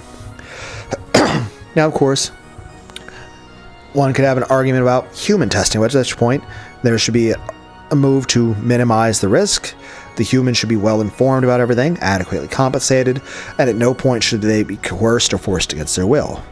And as far as animal testing, again, I'm not against animal testing, but I feel that it should be done in a way that is only necessary and only as humanely as possible. Meaning, you should do it in a way that causes the least suffering possible, and you should do it in a way to where your goal is, you should be hoping.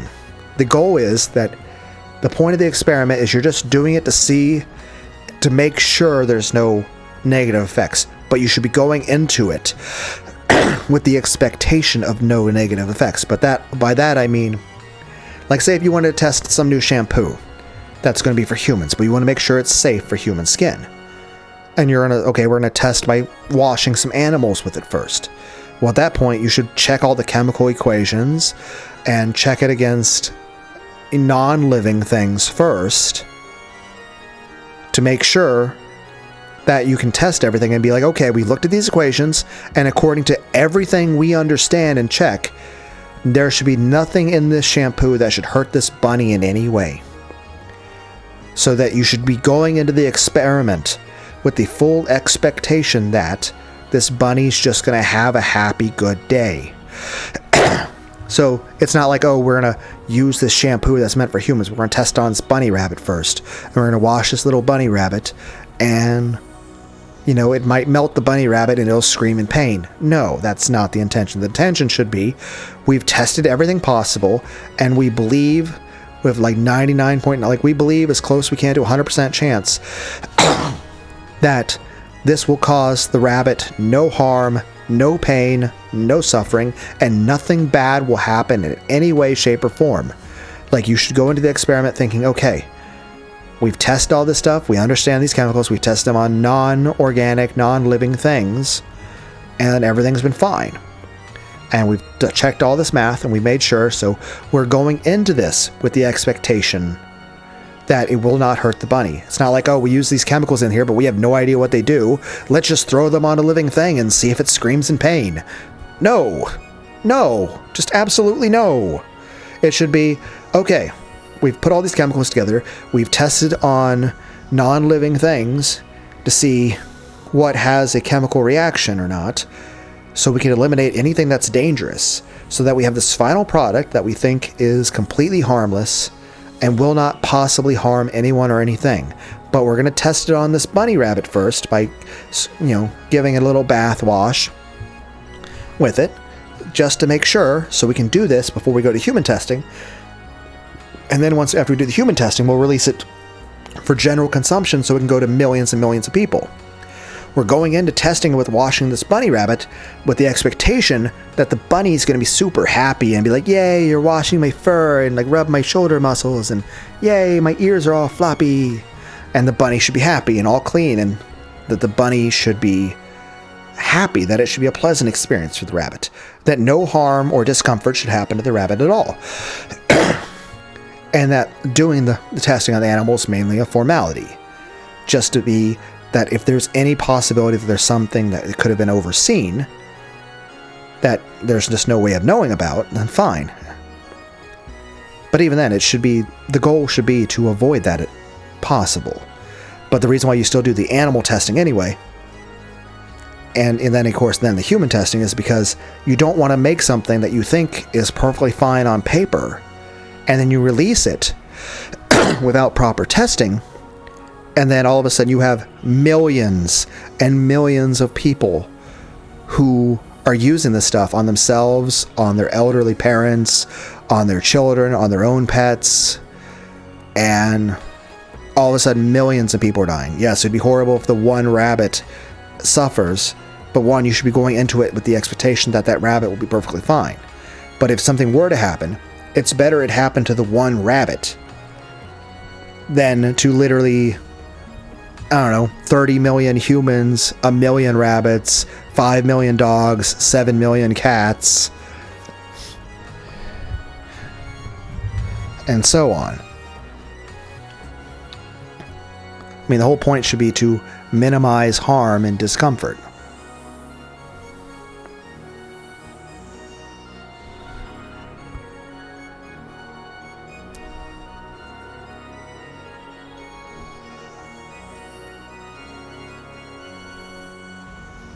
You guys get what I mean. And Rosa ended up as a layer of jam wedged between them. She became as thin as a single hair and was probably spread out over an area of a tennis court. That world swallowed up by cake was once again absorbed by gold flash. Then, as though it had all been a dream, Rosa was revived once again. And that's no reason I feel like hell is unjustifiable, because like at this point, like what would it accomplish for someone to go through stuff like this over and over forever? Or like that's the thing, the people that say, oh, they justify hell, but like watch a single fucking Hellraiser movie. How can you justify anybody going through that? And you're like, oh, there might be some really bad people, fine. But even then, I don't think it's necessary for them to suffer forever like that, maybe 20 years maximum. But I mean, at that point, if a person's really a danger to the rest of humanity and they're just really evil, just delete them. Like a fucking computer program. You don't need to like keep the program running just to fucking torture it. And even then, it should be the fucking exception, not the rule. Of course, it definitely wasn't a dream. She had been revived after dying. By that point, death, which most humans only have to experience once after they are born, had already been experienced repeatedly by Rosa. In other words, she had gone through that which humans cannot, the precious experience of dying more than once. Ah ha ha ha ha, yeah. Isn't this fun, Rosa? Isn't this fun? Point being, psychologically, this is not a good thing to do to anything or anyone. And I don't see any benefit to this. There's like, oh, it's repentance. It's not. No, it's...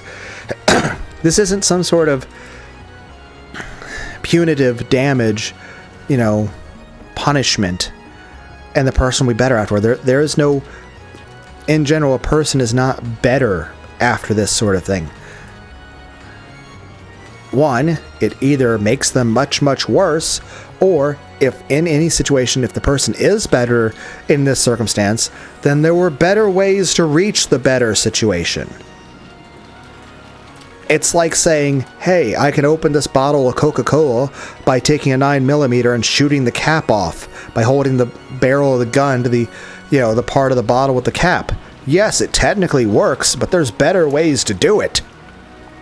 And even then, you might get little bits of glass inside the bottle or even completely shatter the bottle. Isn't this fun, Rosa? Isn't this fun? And again, this feels like something fucking Pinhead would be saying to people. This feels like a fucking thing out of a horror movie from the fucking 80s. Next is the butterflies. Look, is she gonna... Please have mercy.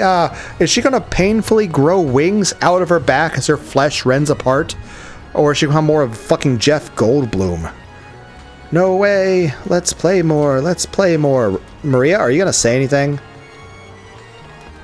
Laughing innocently, she pointed her gold staff at Rosa as she begged for mercy. When she did, Rosa glittered gold and rapidly began to shrink. Oh, you're actually doing a size thing too.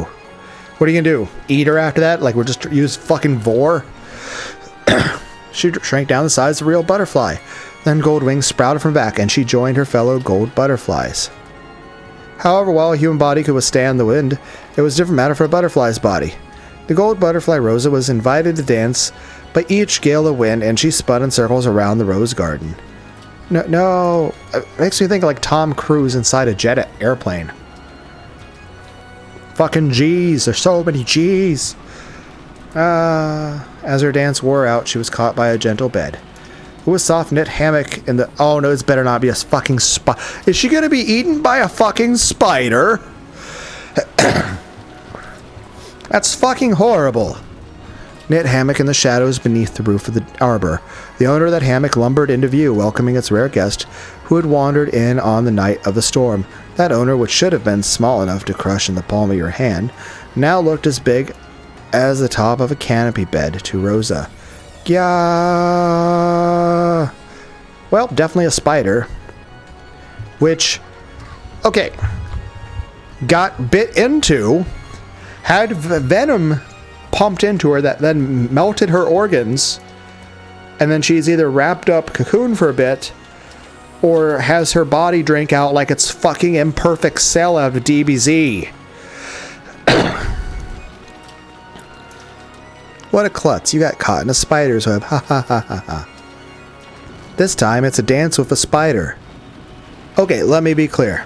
I enjoy watching like a streamer on Twitch or YouTube playing Dark Souls. That's fun. It's fun to watch them die over and over and struggle with that. But they're not actually feeling it. It'd be different if I was some like disembodied higher viewer watching, you know, like imagine like if the person you watch on Twitch is playing Dark Souls, but they're able to actually feel everything that happens. And they don't want to be there and they're there against their will. That's fucked up. Like, I enjoy watching like Ultra J-Man playing Battle Kid or I Want to Be the Guy. But here's the thing. One, that was entirely voluntary on his part. And two, every time his character exploded into blood, he didn't feel it in real life. It's not like you're playing Halo and every time the Covenant shoots you, you actually get shot for real. It's not like in Resident Evil when the zombies bite you, you're actually feeling something really bite you. Well, I imagine, honestly, if technology got to that point that you could actually feel stuff like that, the hentai industry would definitely go crazy.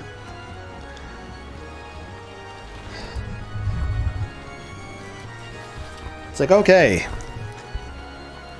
What's this game called? 100 Waifus. This time it's a dance with a spider. That takes me back. Remember the times we'd find a spiderweb and play around by throwing pebbles at it? I have a question. Aren't spiderwebs supposed to be bad for you? Like, isn't the Beato witch have an issue with scorpions and spiders? And I feel like there was a different thing too, like spiders, spiderwebs, scorpions, jade. I feel like there was another animal as well. Wolves. She's scared of wolves. But that was more of a person thing, but he's in. I feel like it's a magic thing. I feel like, doesn't a spiderweb have a problem with you? I've heard that spiders don't chew their prey, but insert their venom, and when their insides melt into a sticky soup, they suck them out. Hey Rosa, remember? Remember how we throw butterflies into the spiderwebs on purpose and play around by seeing how the spider would attack? And again, I feel like this is kind of like how kids are too.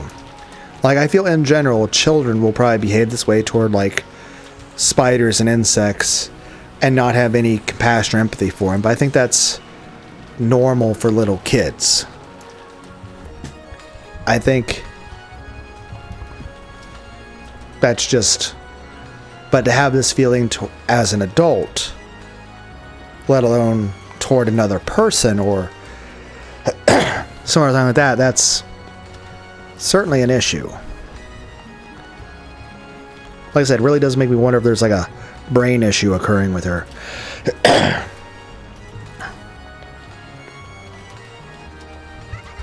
Kia ha ha ha. I guess you don't remember, do you? This happened before you got into grade school. Make sure you watch closely this time, okay? Very closely. Kia ha ha. No. Have mercy, Nason. Help me, Nason. So we're gonna save her before she gets chomped into by the spider? Ich garg. Okay, okay, that's... Yeah, we got bit. And we're dead. That girl's not bad. She truly can use her magic at will. Ha ha ha ha. Amusing, amusing. How truly amusing. You feel like laughing too, right, Battler? Don't fuck with me. Stop it already.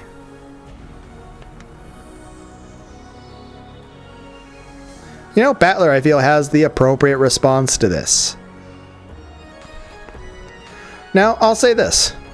Are there situations I would have a response to this too? Yes.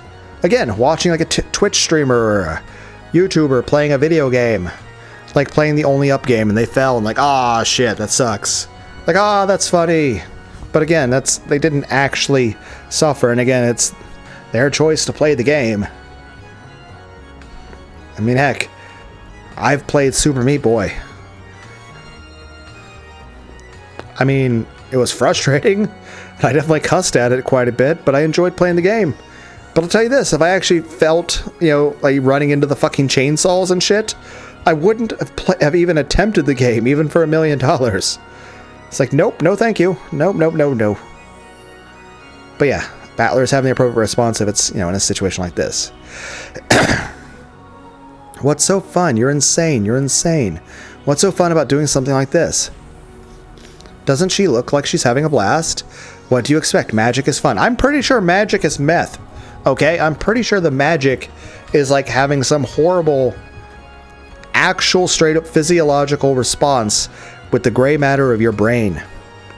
I remember when I first became able to use magic, I played around a lot. I understand that kind of game from the bottom of my heart. Looks like I won't be able to share this joy and passion with you, Battler. Ah, what a shame. What a shame.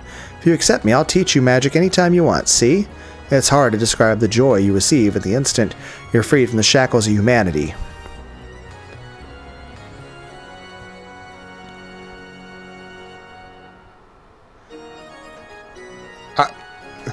Why is this making me think of the Behelites? You know, with Griffith and Berserk. Like, I mean, there's nothing wrong with, like, yeah, you can fly through the air and you have superpowers. That's cool. I'll be honest, I probably wouldn't be, like, using my superpowers to, like, try to fight crime. I feel like there'd be too many bad things that would happen, and I'd feel really bad about it. It's like most paramedics, like a lot of paramedics, they do their absolute best, and they do a good job, but most of them still see people die, and there's nothing they can do about it. Same way with firefighters, police officers, military, doctors. I mean, it's noble and honorable what they're doing, and they're saving lots of lives, but even if they do everything right, they're still going to see people die and suffer. And I feel like that would make me really, really sad. So I feel like I just wouldn't be up to handling that. But I feel like if I had superpowers, I'd be like, hey, military, I'm going to go over here and, like, chop down a forest and plant some trees. I can do it faster than a lumberjack.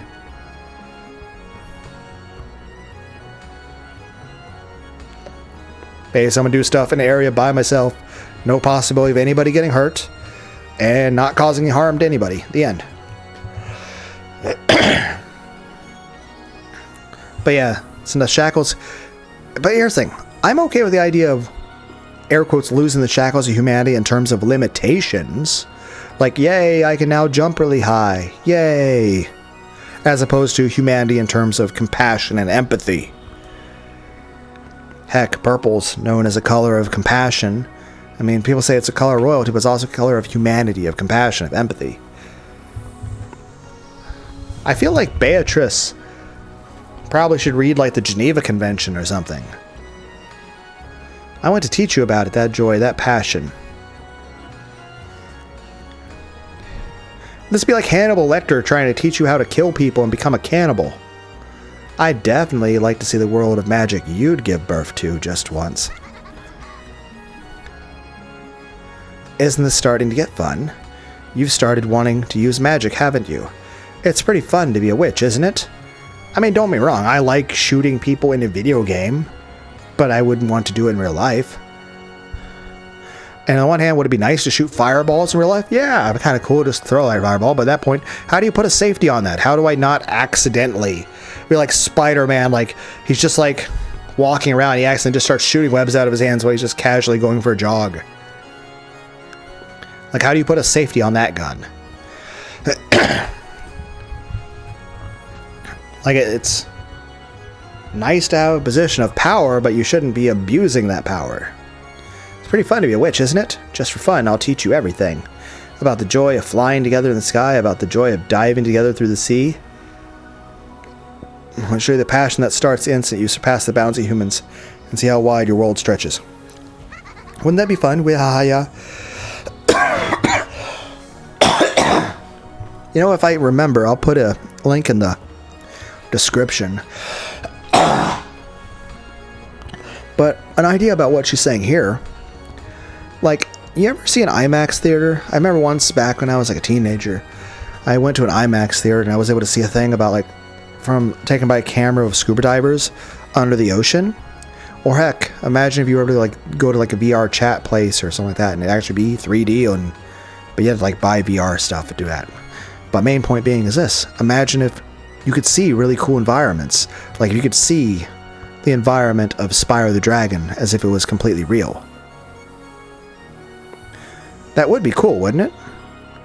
But there's a difference between just seeing a cool environment as opposed to, you know, using your powers to hurt people. Like, imagine if I had powers like this. I'm like, hey, you want to like run around inside the world of Assassin's Creed? Also, I've turned off the ability for pain, so you can run around and climb stuff pretty cool. Or maybe just a VR headset version of the Assassins. Does that exist? I don't know. Imagine I could probably look it up on YouTube. It's kind of like this. I enjoy watching Lord of the Rings or The Hobbit, like especially the end where there's that big huge battle of all the orcs and everyone all fighting and stabbing each other. That's really cool to watch. Same way like playing Shadow of War. It's really cool to watch the orcs and stuff and fighting them. You're like, ooh, super shame this dude and decapitate that dude and now flaming arrows. I mean, that's a lot of fun. It is fun. I enjoy it a lot. I mean, heck, you ever play Crackdown for the 360? As my cold keeps bothering me. At least my voice is getting better. But, like, the Crackdown game. You ever, like, just drive? You ever get a harpoon gun and just harpoon, like, a bunch of people all around the tires of your car? So now your car has, like, the tires are covered in corpses. And then you drive down the sidewalk, watching the bodies and all the corpses on your tires over and over. As you run people over on the sidewalk, shooting guns at your window at the people at the other side of the sidewalk. It's fun to do that in a video game. I would never want to do that in real life, even if I could do so with no consequences whatsoever. Heck, I remember the original Saints Row game. You could take those little quota cars, the little ticket police people would do, and you'd steal it. You'd flip the car upside down, and it'd be like angled like a teeter-totter. And you put a pipe bomb underneath the bottom part of the thing, and when it explodes, it would use it like a teeter-totter and launch you like a catapult. And you'd actually fly up into the skybox and actually get glitched up so you can walk around inside the skybox or get launched across the whole map. Also, if you paused it right at the exact moment, not only did the explosion send you further, but you could actually see the bubble of the explosion. Heck, in the original Dragon Ball Z Budokai on the PS2, when you launched a Kamehameha at a person, if you paused it at the right exact second, you could actually glitch it past the person's block. And if you turn the difficulty of the opponent of the AI up to the highest difficulty, they would block everything. And normally, if you don't glitch it, every time you shoot a blast, it did nothing, and they just blocked everything. And they would, anytime you would shoot anything, they would just block everything.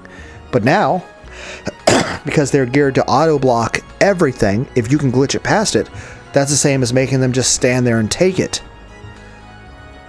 So you could be at the highest difficulty, and all of a sudden you Kamehameha, and then they're like, normally it just bounce off them, do no damage, but you just pause the right exact moment, and you'd see the main wave going forward, but you'd see another wave bigger and overlapping the other way.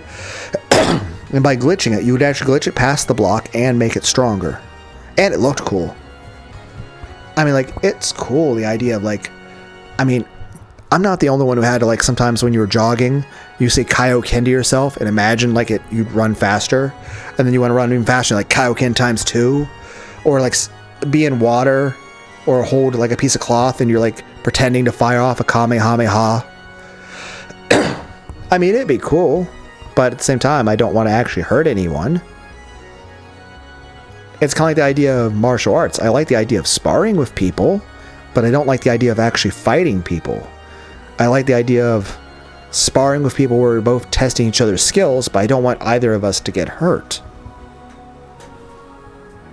I enjoy stories like Edgar Allan Poe and playing Grand Theft Auto, but I don't want anyone to actually be hurt. There was no malice in Beato's expression. It was hard to believe, but she was genuinely enjoying this cruel show. And she wanted to share that appreciation with Battler. Battler was shocked by that hopelessly different sense of values. Now, the main thing I wonder is this. Does the magic cause a problem up here in the biochemistry? Will we get a point later on where Beatrice will sort of have whatever happened here be undone?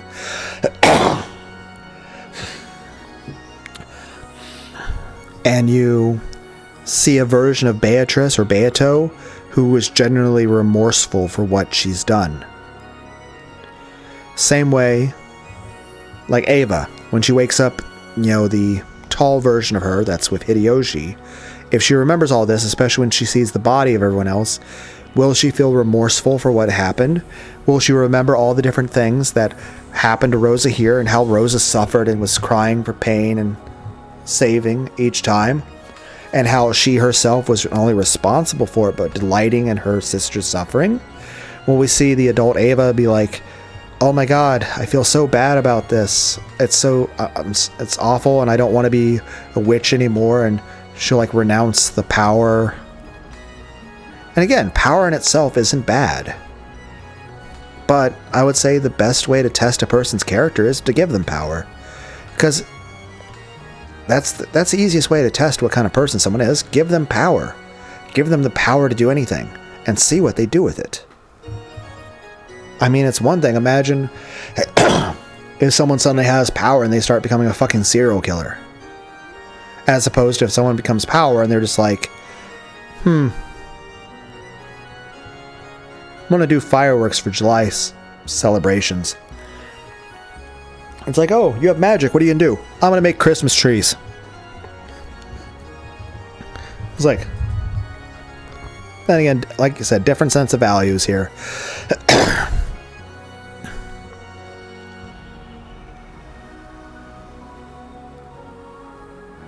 It's kind of like the idea if you were a rich person and you could have bunnies, but you could just like always like, say if you could do anything to the bunny, like you could like put a bunny in a hydraulic press or something, or deep fry a bunny alive whole, and you could do that with no consequences, no legal repercussions, and no one could do anything to you about it. You literally had infinite power.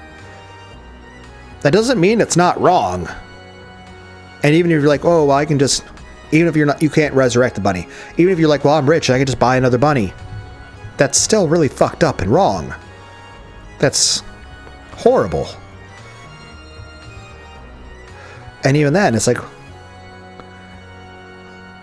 even if you're kind to that next bunny and never hurt it at all, I mean, there's still the fact that you take the bunny and put it in a fucking hydraulic press, or you like fucking deep fry it at like a fast food restaurant or something. That's still like, oh, I can just buy a different bunny. Like, no, that's not how that works. You still did something horribly unforgivable. That's awful. And it's kind of like I enjoy certain types of movies, like the Jackass movies, but no one's getting seriously hurt and everyone's doing it of their own volition. But even then, like, there would be a certain limit. They'd be like, okay, today on Jackass, we're committing murder. It's like, what?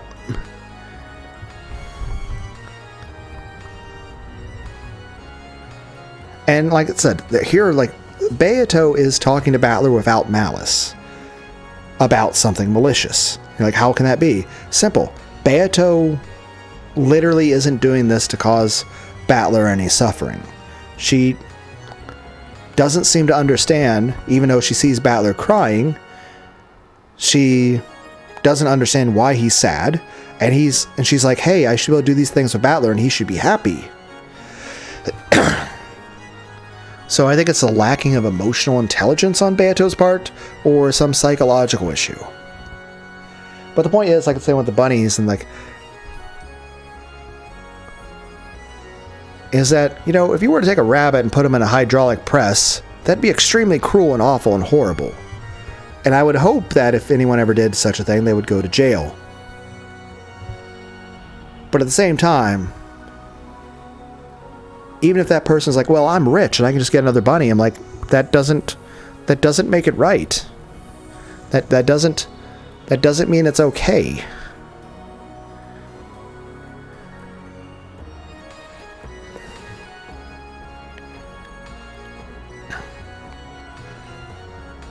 Then again, there's people who do like crazy shit. Like, I know there's people that either rob shit or they'll hurt people and even like stream it onto YouTube.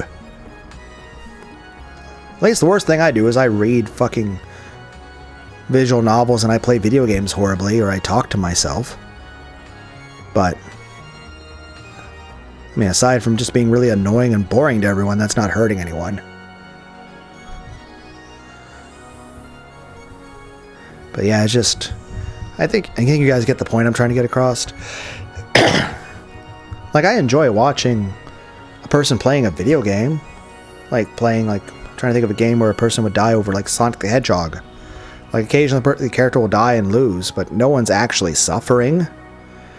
And again, I mean, I'm probably fine with there being some blood, like, oh, we're playing Mortal Kombat or something. But again, it's not like we're making sentient AI and making the sentient AI experience fucking Sub-Zero's fatality.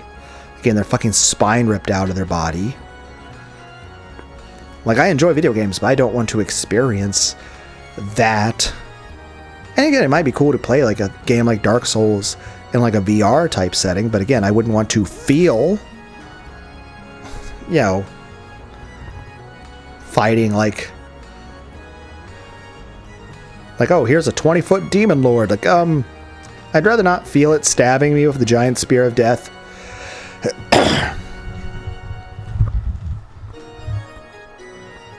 I was saying, like, yes, there's limitation of what is considered cruelty. And I think I've said before, like, cruelty is a language I don't think anyone should ever speak. Battler was shocked by that hopelessly different sense of values. You're insane. Stop it already, damn it. Virgilia, make them stop this insane farce. What should I do?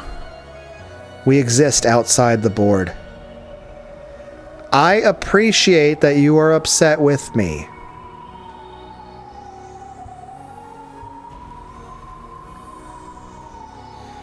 I appreciate that. I appreciate that you share in the sense of values that I have, and that you also feel the same emotion of sadness that I feel in regards to this. Thank you, Virgilia. I appreciate you. We cannot touch the board itself. Virgili shook her head apologetically. Her body had already been killed. Did that mean she couldn't interfere in any way? As Beatrice continued to look amused, I think she was Beato now, in an insane sort of way, Battler lifted her up by the collar and yelled at her. But yeah, this is basically be like... It'd be like her going and hurting something or someone and going to someone, hey, look, please, like, look at this. This is awesome. Look at all the blood flow out. It looks so pretty. Aren't you happy? Aren't you pleased? So she's like legitimately like not feeling any compassion, empathy for the person she's hurting. And she's just having fun. And she's like looking about, hey, don't you like this too? Are you not entertained? Are you going to be likes on my video? That sort of thing. And it's like, no, this is horrible. This is fucking awful. But at the end of the day, she's not doing this to be mean to Battler at the moment. She's not doing this with the sense, like she's sincerely saying this from her point of view. She is being kind to Battler. She's doing something that she thinks is nice, that she thinks would make him happy. But instead, it's causing great deals of suffering. And it's just unacceptable in any situation. It's kind of like stop it. Quit messing around, witch. Are you trying to tell me that that's Aunt Ava? That's impossible. The Aunt Ava I know might be a bit mean at times, but it's completely impossible that she's the kind of person who'd do something this cruel.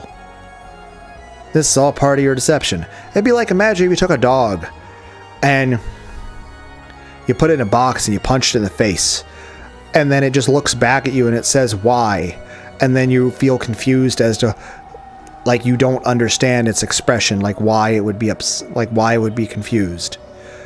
Or you went to someone and gave them a present, like, hey, I got you a dog for Christmas. It's like, yay, I broke all its legs, by the way. What? Why? Well, it had the zoomies and I didn't want it to run everywhere. And the dog's just laying there screaming in pain, barking and barking with its bones sticking out of each of its legs. And see, it's like, aren't you happy? Now, since it can't run everywhere, you can just pet it. And it's just going to be there, you can pet it. You want to pet a doggy, right?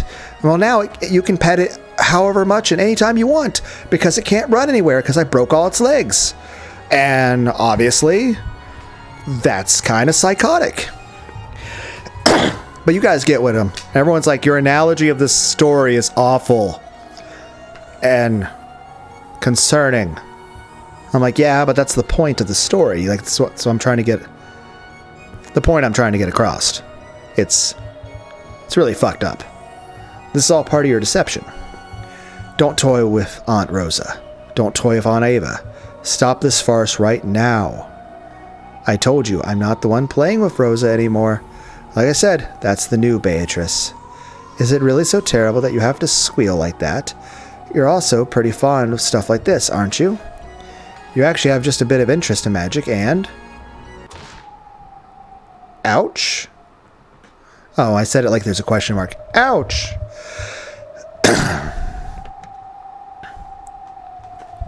Well, what are you doing? For the first time, Battler slapped Beato's cheek. Beatrice didn't know why he had done something like that to her, and a surprised expression rose to her face. Battler especially couldn't forgive that expression, and he roared. Ah, you call this amusing? What's wrong with your head? Die. Go slice your head to bits and look inside, and you'll see there's nothing there. Stop it right now. Stop this disgusting farce.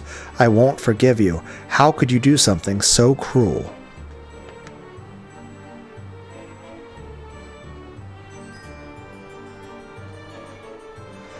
I've sometimes thought you could be a bit funny, but I'll never make that mistake again. You're just a monster who's cruel on all levels. Don't show yourself in front of me. Never again. And again, this is the sort of thing, like, if you... Not just the issue of, like, what's happening to Rosa right now, it's kind of breaking a psychological issue with her from the suffering, but here's the thing.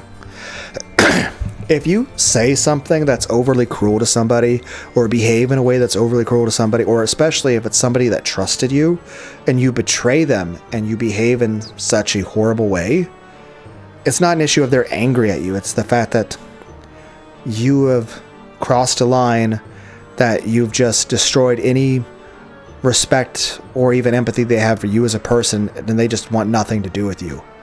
It's just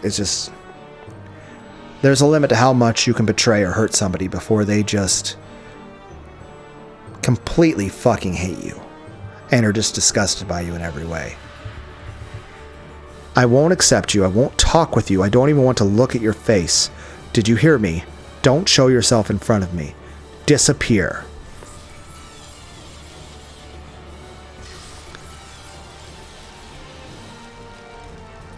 The instant battler screamed, the power that resisted the witch became a red wall and knocked Beato back on her butt.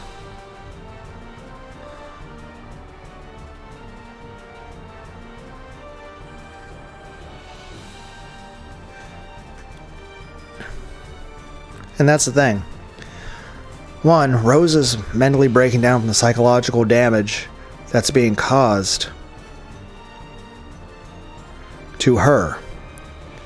And we haven't even seen Maria at this point, so who knows how she's taking this. And when Ava wakes up, you know, she, probably in a more normal state of mind, might have a bit of a mental breakdown in regards to her memories. Like, oh, initially, like, oh, it's just a horrible dream. But then when she sees that, it kind of reminds me of Jack Nicholson in The Shining, where he had that nightmare where he dreamed about killing his wife and kid, and he was really emotionally upset and like devastated and crying his eyes out. I feel like Ava's going to be that, but then again, over time, Jack Nicholson's character kind of eventually... Are we going to have like It's Johnny and an axe thing with Ava? But also, it's like, not only that, the psychological damage that's happening to all of them. But here's the thing. The psychological damage that's occurring to Battler right now from him watching all this, and the fact that, you know, this person's the one responsible. It'd be like you're standing with Hitler, and Hitler's like, hey, look, I have footage of these 6 million Jews and several million other non-Jews that were all killed horrifically, and that's not even counting the people in the war. You're like looking at Hitler like, I don't like you, Hitler. You're a bad person. But Hitler's like, oh, shouldn't you congratulate me on this? I'm like, no. No, this is horrible. But it's just like... this caused damage to Battler psychologically because he's like, you're a gross, disgusting person. And again, it'd be even worse if it's somebody you trust.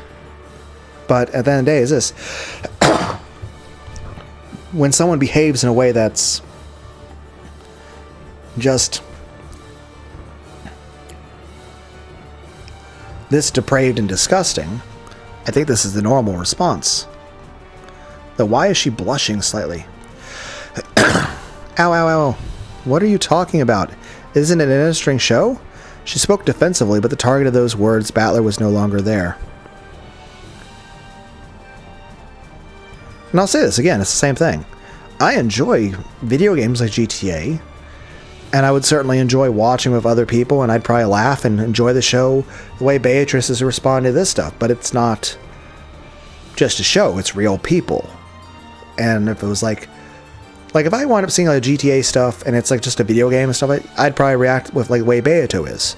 But if it's the GTA stuff's involving real human beings that are actually suffering, I'd be reacting the way Battler is. His figure was suddenly disappeared into the darkness, but Beatrice looked displeased and continued trying to explain herself. It's not as though I'm completely blind to where you're coming from, but this is nothing more than an innocent prank, isn't it? No matter how you kill them, they'll always be brought back to life in the end, right? Just because you can resurrect them doesn't mean it's okay to torture and kill them.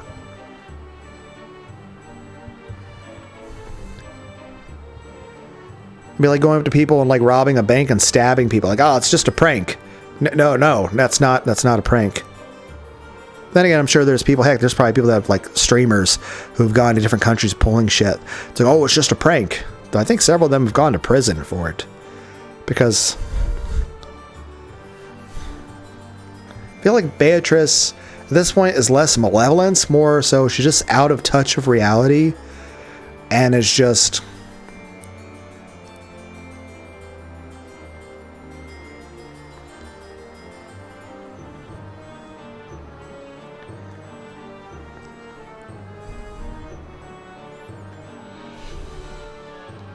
Like I said, I agree with the idea, like, you don't like the idea of being bored. Like, I enjoy the story. And obviously, yes, I agree with the idea of the Tool Vicarious song. Yeah, you know. I'll try to put that in the description too, but... Like, it's no fun until somebody dies. That you're all watching it, waiting for the blood to go start flowing. Because at the end of the day, you're going to watch a horror movie waiting for people to get murdered, waiting for blood to be drenched everywhere. But the idea is this: no one's actually dying. No one's actually suffering. And everyone in the movie is doing it voluntarily. And everyone watching the movie is doing it voluntarily. You're not actually killing people. You're not actually hurting people. You're not forcing people into a horror movie against their will. You're not forcing someone to watch a horror movie against their will.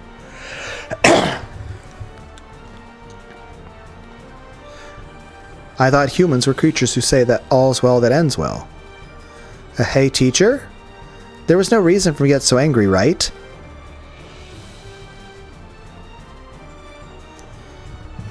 And again, it's just... Yeah, I mean, I enjoy stories like Macbeth and Shakespeare, but it doesn't mean I'd want for that sort of stuff, like, to happen in real life. And I understand, I enjoy a good story. I enjoy things that are entertaining. But, you know, I don't want... Like, I find it exciting to watch a good action movie. But if it's actual people that are actually struggling for life and death, I mean, at that point, you're treating human beings like, or even other living things, as playthings. As toys. That's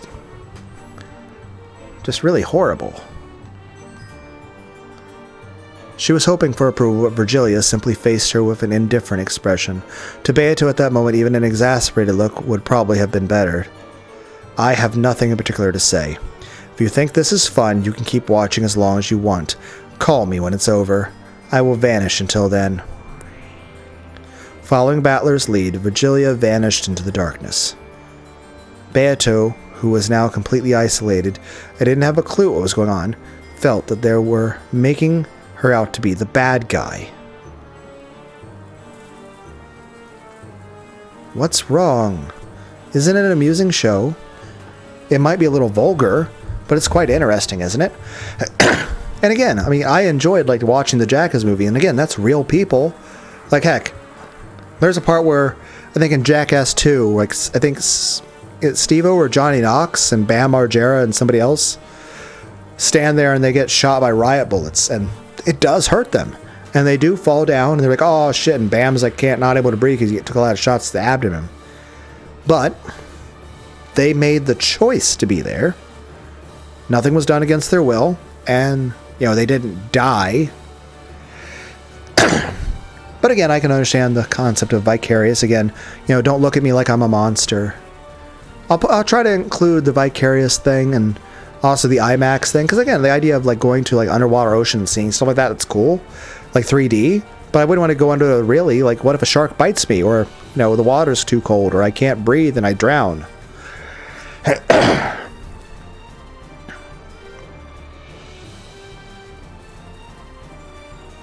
Like, I understand, like, someone's like, oh, I'm just playing a violent video game. That's fine. Now, not everyone's going to enjoy the video game with you, but it's not like you're actually hurting anyone. But if you were actually like, hey, I'm inviting you to my cockfighting show, or dog fighting, or bullfighting, or... But I wonder, how would real life Pokemon work? Like, at what point is an acceptable level? Like, are we allowed to have, like, they're fighting each other like it's just like a UFC match? Or like boxing? Like, I enjoyed like watching Mike Tyson box people. But again, he's, you know, they're not actually dying and everyone's there of their own volition. As opposed to like, oh, here's a Mr. Mime and a Scyther. What's that, Mr. Scyther? Mr. Scyther. Scyther just cuts through Mr. Mime and his fucking intestines go everywhere. Now, don't get me wrong, if there was fucking animation of that, I'd probably watch it. But in the end, it's a drawing. No one's actually being hurt. If it's a video game, I certainly would. I'd certainly play the Mortal Kombat version of Pokemon where Scyther's fucking, you know, disemboweling Mr. Mime. But the difference is, it's just voice actors and drawings and computer graphics. It's not like there's an actual Mr. Mime and Scyther in real life that are murdering each other. Hey, Renove? It's nothing to get so mad about, right? You are literally asking an actual demon who oversees armies in actual hell over morality. Something interesting for you, milady, may not necessarily be interesting for Battler-sama. Does he really hate me that much? Well, certainly we are enemies and opponents in this competition.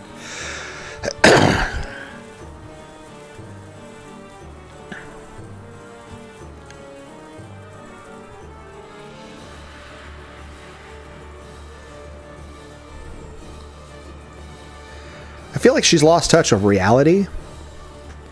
But is our relationship really so bad that we can't laugh together at this display? Since I applauded together with Battler, I thought I could at least laugh together with him. Does he really reject me so much that we can't even do that? Again, it's not like he dislikes you as a person. Well, he does now because you're the kind of person who enjoys this kind of shit. But it's like if you're like watching a stand-up show by like, you know, Kevin Hart or Gabriel Iglesias or Bill Cosby or Robin Williams. That'd be fun. We just stand there, we can sit there next to each other, laugh at that. But if all of a sudden you pull up a video of, you know, chimpanzees cannibalizing a live gorilla, and you're laughing at it, I'm going to walk away and I'm going to probably never want to talk to you again because I'm worried you're a serial killer.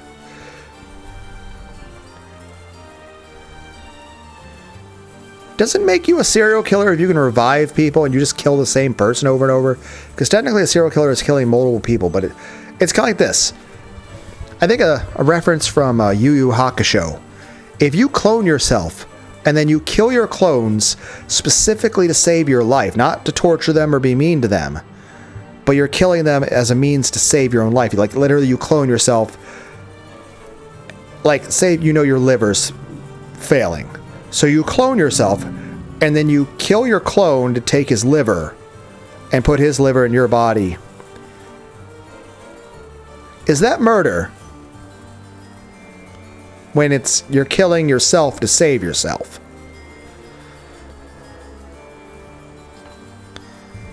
He doesn't have to accept that I'm a witch. We're challenging each other in this game, after all. And yet he won't look at my face. He won't talk to me. And he'll probably do all he can to ignore me?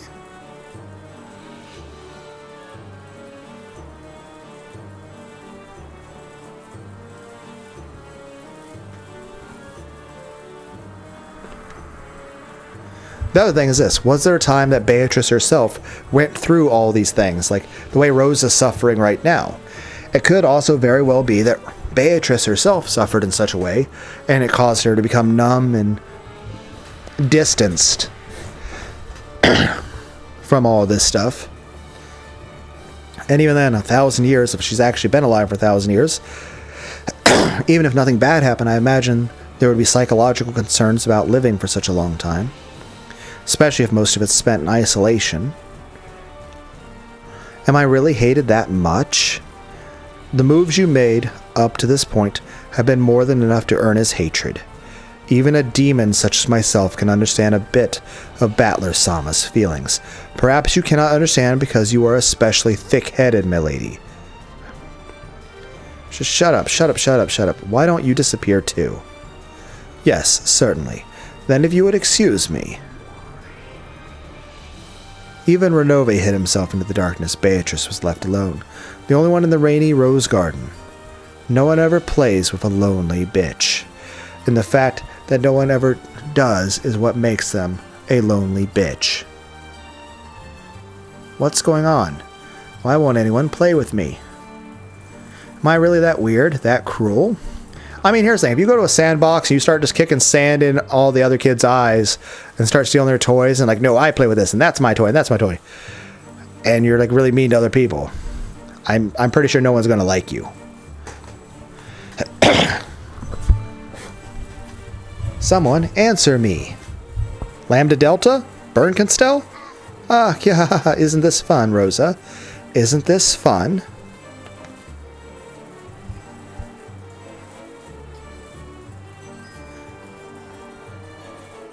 Hey, how should we play next?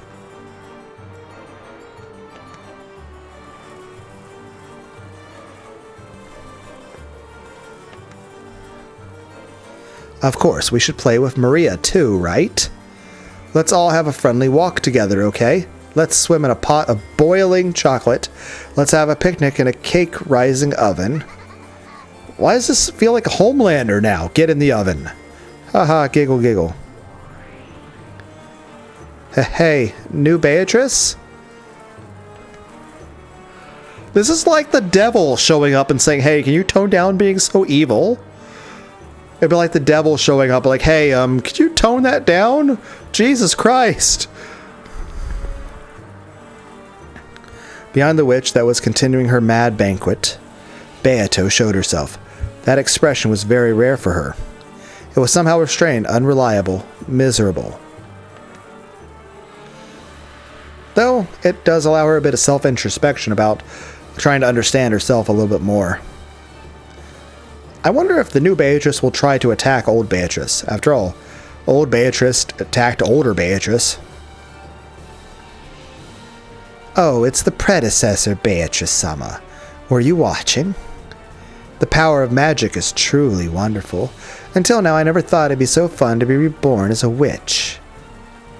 I wonder, now that the Sisters of Purgatory are no longer underneath Beato, will they physically hurt the older Beatrice?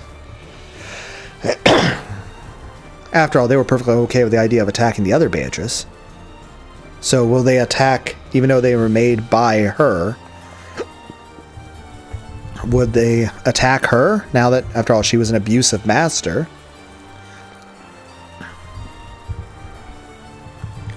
It's like playtime that never ends. Come on, let's play together, predecessor-sama. But first, wait for a second, okay? I cooked the two of them to death in an oven, so I have to revive them again. Oh, you actually did all those things. You cooked them both to death in an oven after boiling them alive in chocolate.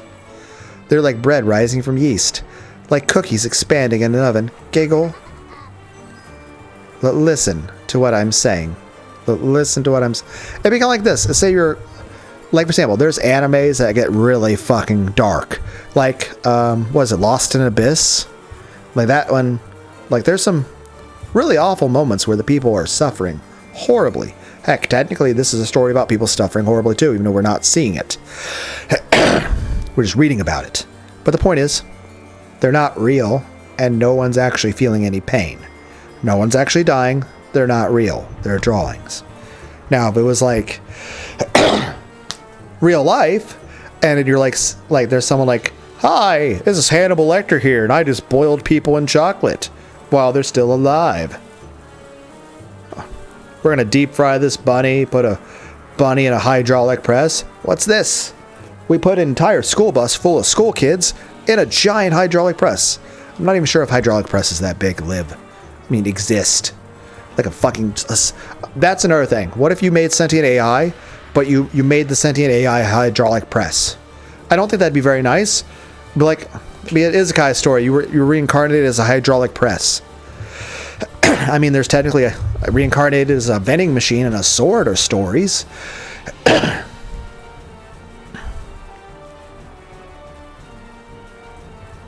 And this is like telling a kid that's getting out of control, like, hey, you're doing bad things. But yeah, what happens when this one decides to start hurting this one? Well, isn't that enough for the sacrifice of the second Twilight? Of course, there are no rules regarding how you kill them, but, maybe you shouldn't toy with them any more than that? What are you saying, predecessor-sama?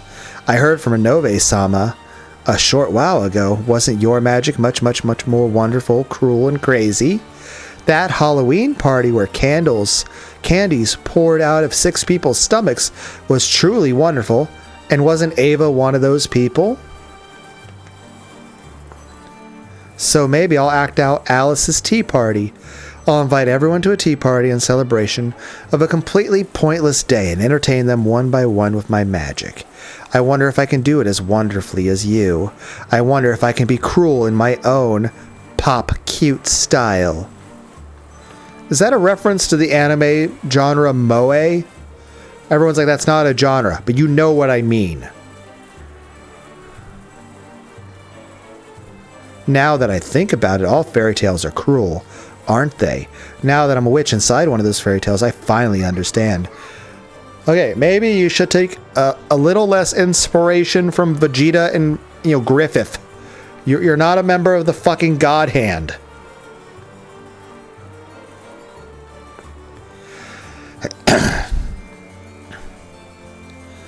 I have also sometimes thought that in the past I might have gone a little too far.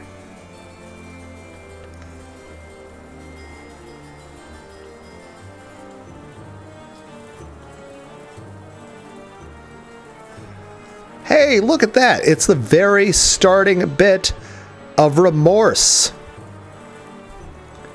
Look at that, everyone. Beato is learning empathy. Well, I think that as a golden witch, it's probably best to show a little elegance. I don't get what you're saying, predecessor Sama. But there's one thing I do understand. No matter how hard I try now, I'm no match for how cruel you are. I've got to try much harder. I've got to become more cruel and become an excellent golden witch. Like I said, you've already done enough here. Anyway, this is an order from me as your predecessor. How well did you take to the orders of... This is like a fucking Chucky. Or like Freddy Krueger meets someone more evil than them. They're like, I'm the evil person here. Nope, I'm Majin Goku now. You have to deal with Majin Goku. And Vegeta's like, I'm the evil one. No, you're not. It's Majin Goku now.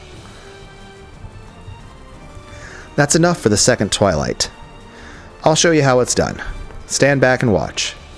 Yes, predecessor Sama, I can't wait to see what brutal, cruel, and disgusting method of killing you use. The new witch grasped the sides of her skirt and gave a graceful bow, stepping back as an expectant gaze rose to her face. And then now Beatrice is now suddenly going to have a more sense of self-consciousness about what she's doing, and she's going to go to kill people, and she's like, wait a second, I actually feel bad about what I'm doing. She was expecting even more cruel magic that surpassed even herself. Well, speaking of that, you're only half a witch if you can only kill them with methods like that. I shall show you an elegant way to kill, worthy of the Golden Witch. Okay? When Beato waved her pipe, 7 colors of smoke poured out, reviving Rosa and Maria. Compared to how the new Beatrice had done it a short while ago, it was slightly gentler. It was probably gentler than how Beato had done it herself up until now. So up until now, Beato's been cruel even with how she revived people. But now that she's seen how someone else can be even crueler, she's like, I'm going to be a little more gentle when I revive you and kill you. But then she was complaining earlier in this same game about how Genji was given a simple, quick death when he should have been made to suffer. So... we're not going to call it hypocrisy, we're going to call it evolution. Albeit, even if you suddenly become a fucking angel, Beato, yes, we're making a fucking Dante's Inferno reference now, but even if you become a fucking angel, Beato, how does that make up, if we're going to, reference the band A Perfect Circle, which is also done by the band members of Tool, again, the people who did Vicarious. But A Perfect Circle, there's a song, The Noose, on the 13th Step album. Even if you suddenly become a good person, even if you suddenly find your sense of compassion and morality and you feel bad for everything you did, and you become a new person, it doesn't change the fact that you did all those bad things, that you are the person who did those things. It doesn't, like, how do you make it up to the dead people? How do you atone? How do you make your amends to all of the dead, all the people that suffered? And at that point, what are you going to do when your newly formed halo above your head descends down and starts choking your neck? When your halo floating above your head comes down and starts being a noose. It'd be like if Hitler suddenly like found Jesus and asked for forgiveness for everything he did. I mean, it's fine. You can be forgiven for all that as if you did nothing wrong. It still doesn't change the fact that all those people died. Heck, even if you could like revive them with the Dragon Balls, it doesn't change the fact that they died in the first place. I mean, yeah, you can say you can be forgiven, but you're still the same person. I mean, yes, you can be forgiven and you can live a new life. But at the same time, like, yes, people can redeem themselves. People can grow and be better people. But at the end of the day is this. You're still at your core the kind of person who did those things to begin with. And who's to say you're not just taking a little hiatus from being evil and you're not going to just go back to doing it again? And even if you never ever go back to that stuff and you legitimately do sincerely feel bad, it doesn't change the fact that you did do those things and those people suffered. Now, yes, can you be forgiven for it? Sure. Sure. Why not? You can be forgiven for it and avoid any punishment. But it still doesn't change the fact that you did that stuff.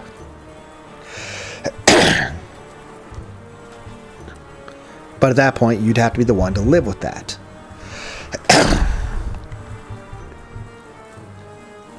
Rose's consciousness had already grown dim from the pain of so many repeated deaths, but even so she pleaded that her daughter be spared. Please, have mercy, even if it's just Maria, have mercy. Wah, mama, mama. Sorry. My disciple just acted without restraint for a bit. Forgive me. But Beatrice, didn't you say you... I mean, you technically didn't kill her directly yourself. But, you know, she was boiled. Let's be clear. She came out here to see her Rose, which you, or the other Beatrice, manipulated her to doing, so they'd be alone. And then when Battler was crying out for help, you're like, oh no, what are you going to do? Ha ha ha ha ha ha. They're all going to die. There's nothing you can do to stop it. And you're like laughing at Battler for that. And then... as she stood there, and we watched Avatrice slam Rosa into the ground, drown her in pudding as she was crushed by multiple atmospheres of pressure, crushed by 1,000 pounds of cake like it's fucking Scrooge McDuck jumping into a fucking pit of gold coins, which are not like a liquid but a large solid object, and breaking all her bones to the point that she was stretched out like a fucking tennis court. And then both of them, after Maria watched all that, she and her mom were both boiled alive in boiling liquid and then revived again and baked alive in a fucking oven like they were Jewish. Weren't you like all like, oh, I care about you. You would never, anything bad. You'll go to the Golden Land. I'll protect you. You'll be fine and safe and all that. And like, see, you made a rose for her and you made her smile. And you said she was all happy. And now she's been boiled alive in chocolate and been homelandered. Like, get in the oven. Beatrice, wow. When Maria realized it was the real Beatrice, she jumped onto her. You promised, right, Beato? You promised you'd take me to the Golden Land, right? Here's the thing.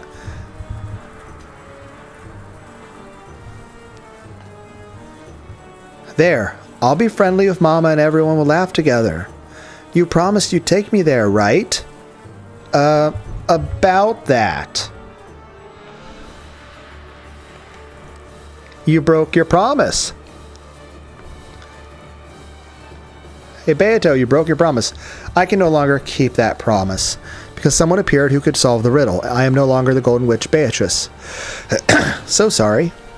I can no longer keep my promise with you. Oh, what's that? It's the look of her actually feeling bad. Why are you still wearing the ring, though?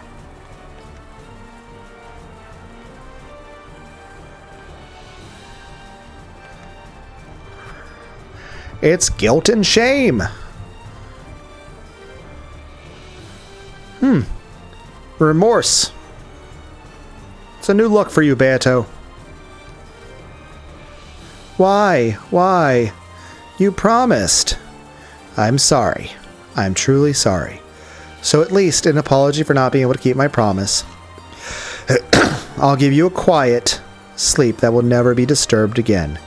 Beato embraced Maria with a loving expression on her face.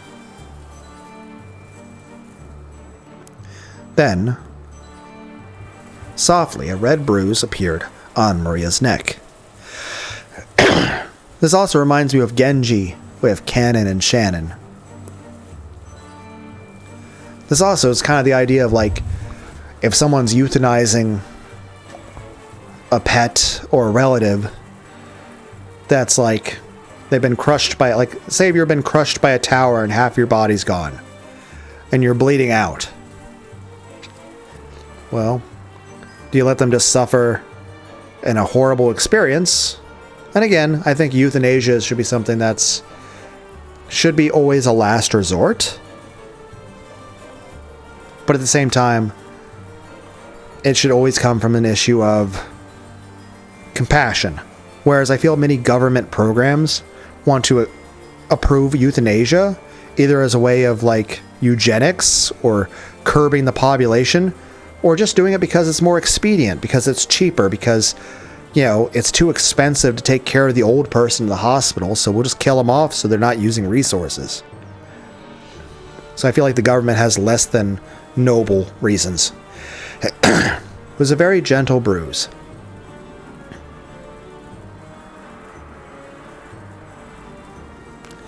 Its redness grew bit by bit, and when it distinctly formed itself into the shape of a hand, Maria's neck tilted suddenly, peacefully, as though she had fallen asleep. Maria! Maria! Sorry. I won't apologize that you were the sacrifice of the second twilight. That is simply your fate.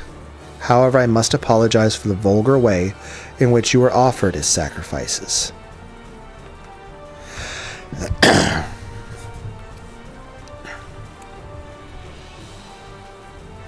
This is your final sleep. Never again will it be disturbed. Beato softly, gently lifted her finger as though touching the empty air in front of her nose. When she did, a light breeze lifted up, making Rose's body dance lightly like a feather. Then Rose's body floated softly, and right there was the garden fence with its spear-shaped prongs.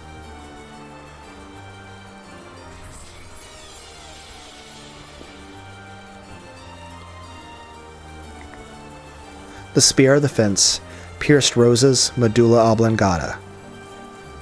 Benevolently, without toying with her, in a single blow, Rose's life was snapped out. Compared to earlier innocent yet cruel events, it seemed to be over much too fast. It just looked like a doll, shaped like Rosa, was leaning over against the fence. But she had passed away.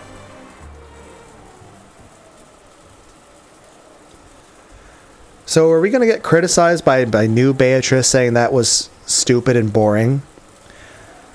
Also, is new Beatrice going to attack old Beatrice? Well, something like that should do the trick. Beato acted proud, but the new witch wore a blank expression, almost as though this was an anticlimax. Then she said it out loud. It's kind of plain. Not at all like the predecessor Sama Renove told me about. Well, you must use magic with dignity, right? If it's too, undignified, that isn't very elegant.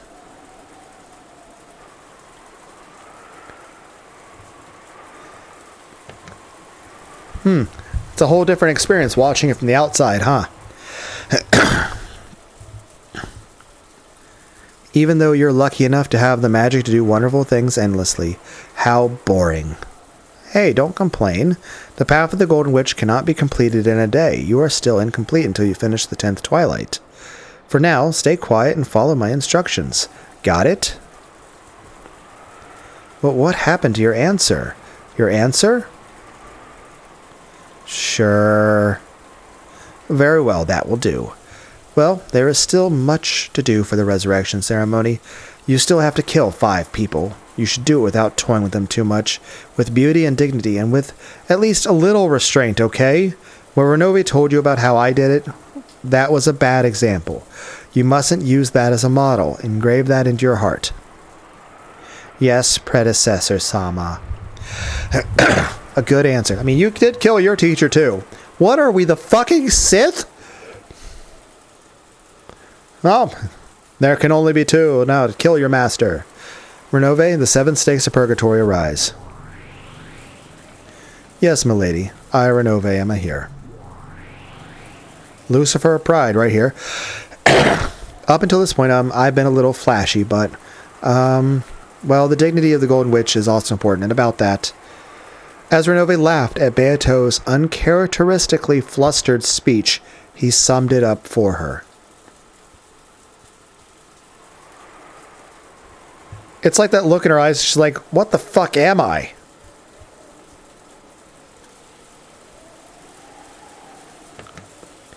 And be like, imagine like Overlord, Ainzul Gon, suddenly was turned into Suzuki Satoru, his human counterpart, in Overlord, and had all the same normal human emotions that a human would have. How would he react to the memories of everything that's happened? I mean, to be fair, it at least softened the blow that Albedo would probably immediately shove her tits in his face. I mean, that'd be nice.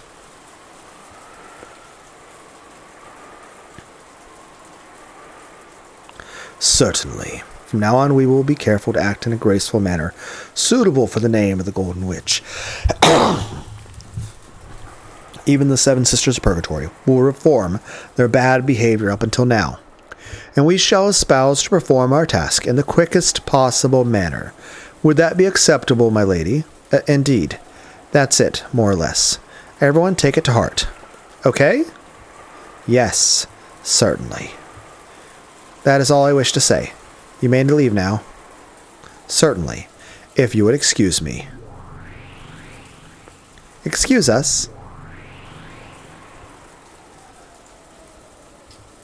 Well, that's all I want to say.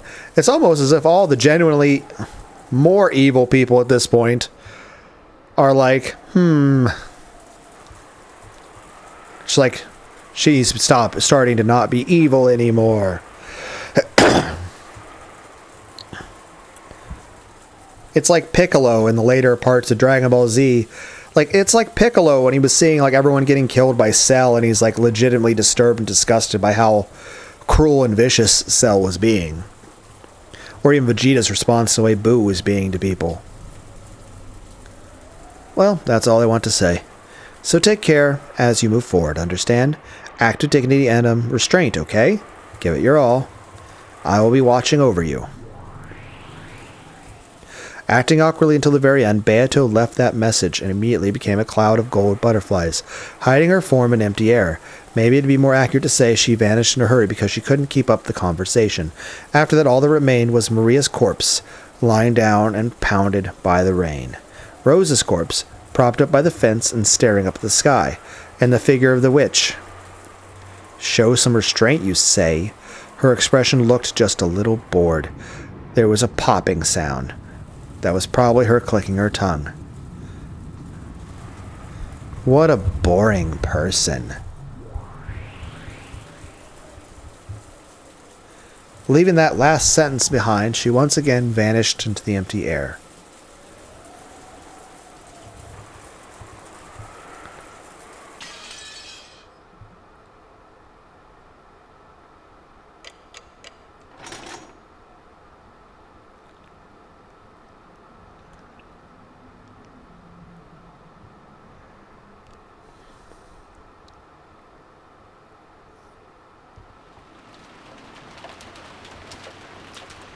Sleepy noises.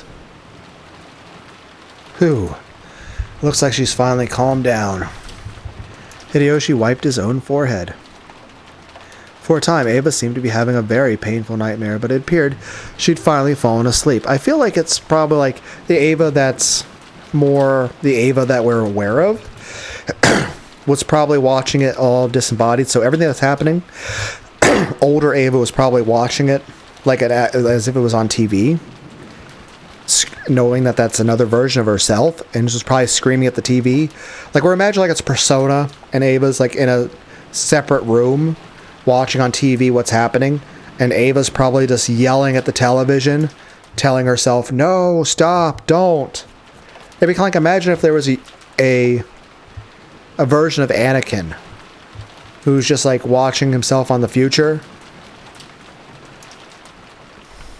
or just watching like the events of Revenge of the Sith, like watching the stuff at the Jedi Temple or Mace Windu, or even say there's a version of things where he like beats Obi-Wan and he just feels bad about that and he's watching like, no, don't do that, or like,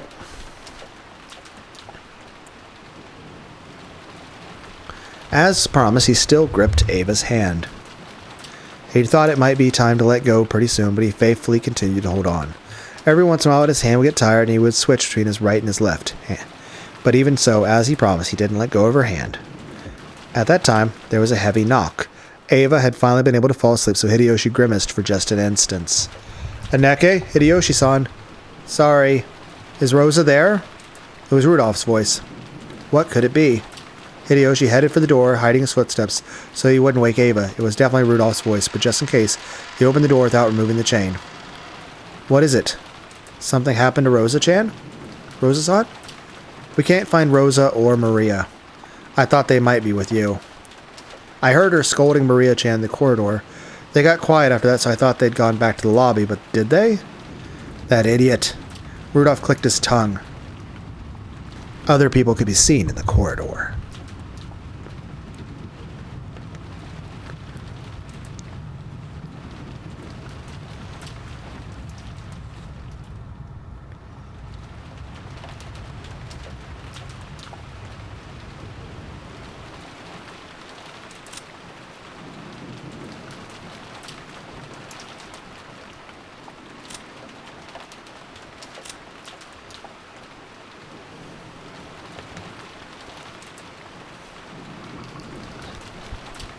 Well, we'll call that a video for today.